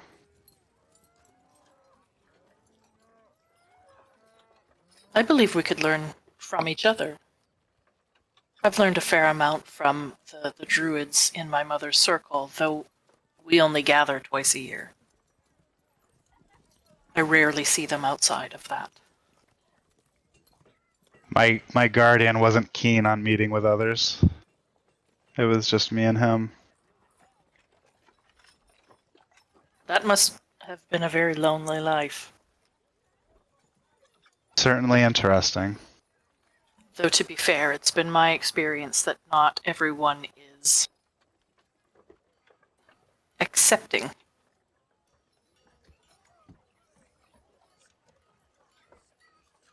A few times a year I go to the town nearby for provisions and to provide services. There is a cleric of Shantia there who I often help with livestock. But even though this town and the people therein have known of me and my family for years, I still get looked at oddly, travelers to the town make comments, give sidelong glances, and treat me like an outsider or a thing. Which is why I was heading to Dralamar. I've heard there's others of my kind there. My guardian warned me that people would treat me different as well, since I look like a drow, as he said. Sounds like we have a few things in common. Indeed it does. And then just kind of the last thing is I'll ask if you've ever had nightmares. Not anything out of the ordinary. Nothing that wasn't brought about by some indigestion. Badly digested fish. And then I'll just share that I'd like to see if this Dabra can help me with my dreams. Well, let's hope for your sake that she can.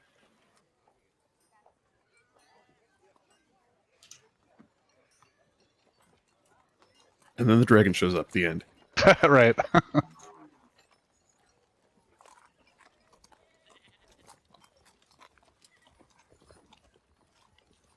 Was that everything?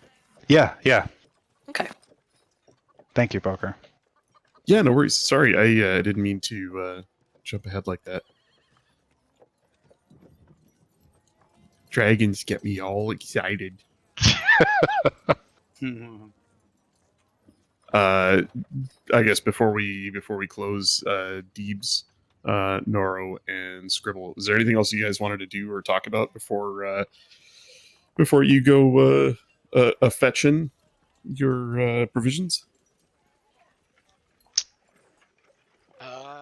No, I don't really have anything. I don't think. Okay. Are you guys real keen on, do you tell me if you want to hand wave the going and getting the provisions and coming back, and we just fast forward to that evening? Like we can do a little bit with the druids and this person they're going to see, and then they catch up with you as you guys are coming back. Is that okay, or do you want to find some meaning in your? Are the druids heading in that general direction? Like, does it make sense that we could go do whatever it is that Saul needs to do with this woman and then head to meet them at the cart? You would probably meet them on their way back. Given that they're mounted, I mean, the ox is not going to be like, they can't just leave it. We can be horses. We'll catch up. You can. Of course we can. Cool. Yeah, for an hour, but I mean, for that hour, you can go, full out and. Yeah. Yeah. I don't care if we RP the trip, but I definitely want to RP with Bartham when we get back. Cool. Oh God, poor Bartham. Deebs' friend. Deebs is gonna slap a bit. No, on the trip, I'd like to talk to Noro and Deebs and just kind of convey that I would much rather follow dwarves than goblins. Okay. Well, do you want to roll? Do you want to RP that, Lucid? Yeah, we can.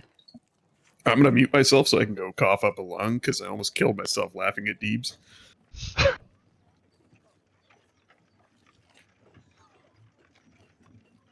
Give Hummer a chance to say something tonight. No, poor Hummer. Is he He's like awake? the quietest, barbarian ever. Hummer, I mean, feel free to jump. I mean, feel free to jump in.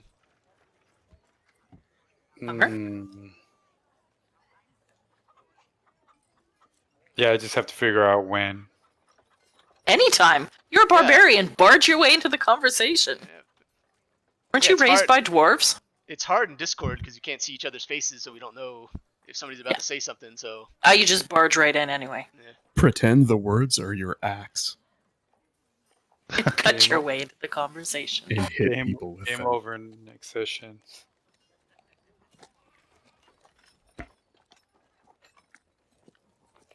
I don't really have anything, to be honest. He So were wants we it gonna do that smashed. RP now, or were we gonna do it later? It's pretty close to the end, huh? I don't know.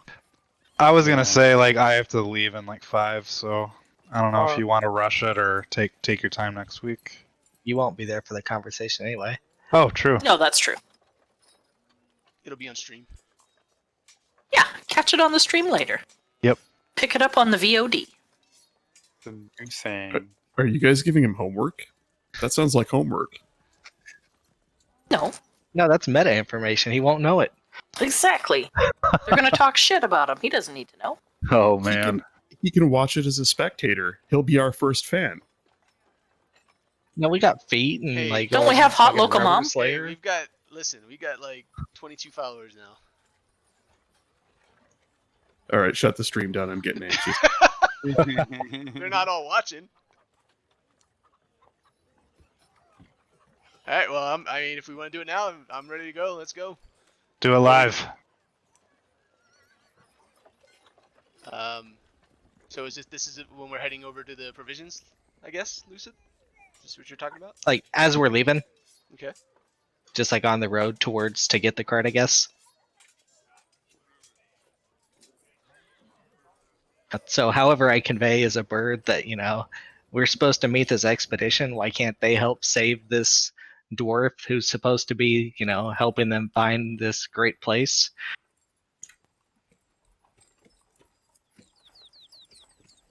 I agree with you. I get what you're saying. I don't trust the goblins. I feel like they'll betray us at any moment. I would rather us gather our own people if we need to gather. You racist. That did totally come out. Sure did. God damn it. Their own. Do we know how big Using the D&D to expedition teach was going to be? lessons. That's what I was gonna ask. Like, what would be the original size that we would have? As far as you guys know, it's Gundren and his two brothers, and Ulrich is their protection, and you don't know anything else.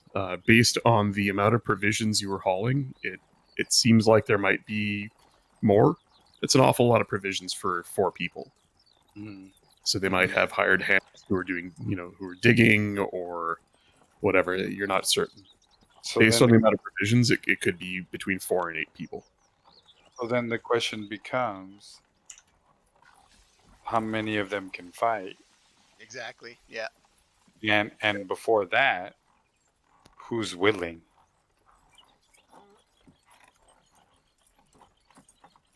And where are they? Right. And how much longer do we need to wait? I mean, Goblin's giving us 3 days. He needs to muster 3 days. And even when he said he had the amount of days, he would just more than likely have an information. Not like he's gonna. He said he was only gonna be like a distraction. I met a cleric in town. We might be able to ask for her assistance. Oh, you did? Holding anything else from us? It's just a brief conversation. Young. I have a elf girl. girlfriend now. I have a girlfriend now. No- Don't be jealous. No big deal. She lives in the other city. But Well, we don't- I am not. I am definitely uncomfortable. I'm definitely uncomfortable with siding with the goblins. I just don't trust. Considering they ambushed us. You would be right, because right now we're even with them, right? We gave them a head, they gave us Ulrich. Everything is squared away. True. They killed Oxy. They did. So it would be their next move. I'm kind of with Deebs on this one.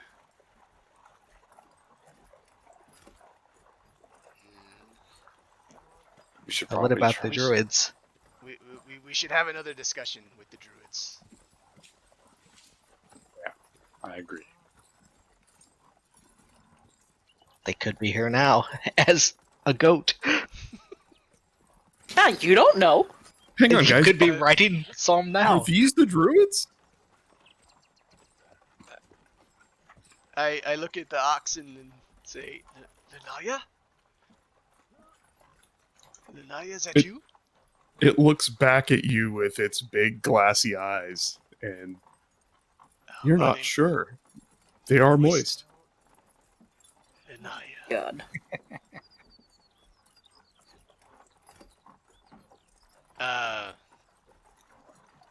Meanwhile, off in the, distance, Lunalia's ears start burning. I think they're talking about us. Look at the eye roll. As We the should talk to dragon circles. Ulrich when we get back. Yeah, I agree. We should see what his plans are. We may be able to muster enough. We can do some scouting. We may be able to pull it off.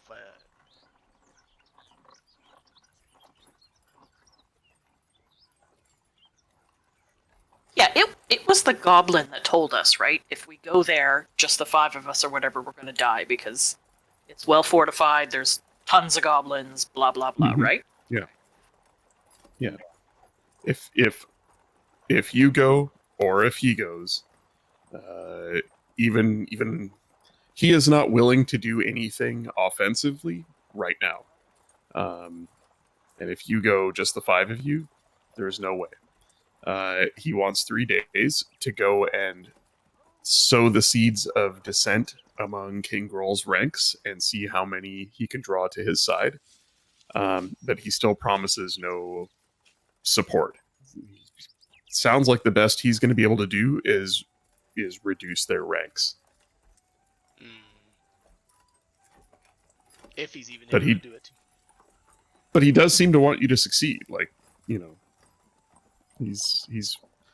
He's hoping that you can do this for him. Is kind of what it seems like.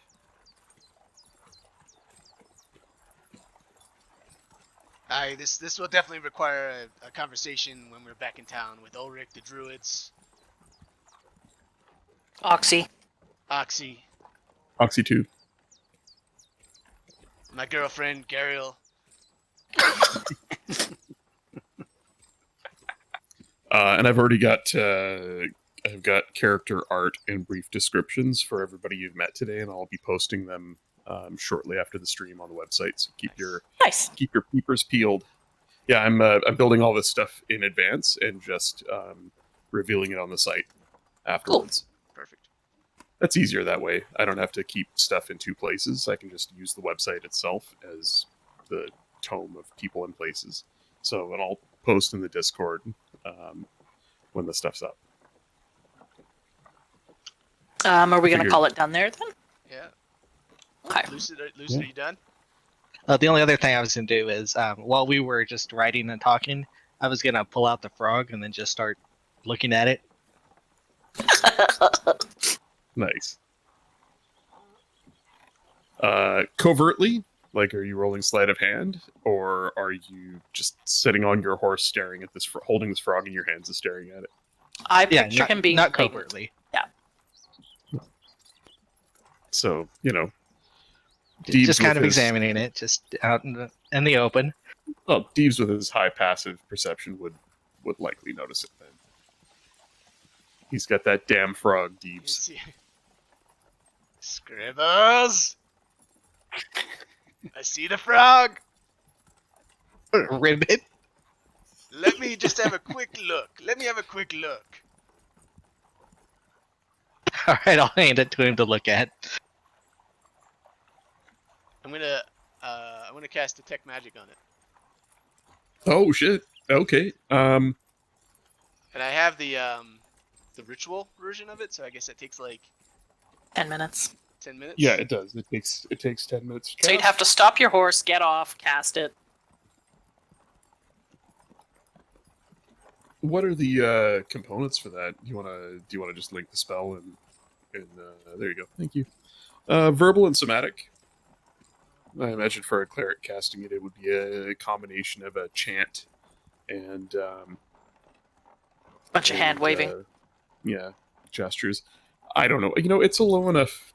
It's a low enough level spell, and it's harmless enough. I'd say that for the purposes of brevity, you could cast it on horseback. Riding along slowly. Okay. I love that this song is called Overland with Oxen. You cast it, and as you complete the incantation, there's sort of a pulse of radiance from you that the others don't see, but you see it as sort of a wave of silver light that spreads out past you, blankets the road and the nearby brush up to about 30 feet away from you. And as that wave of silver light spreads out from you, there is no reflection, nothing shines. There is nothing magical anywhere nearby you. Okay. Except the friends you made along the way. Aww. I here you go, Scribbles.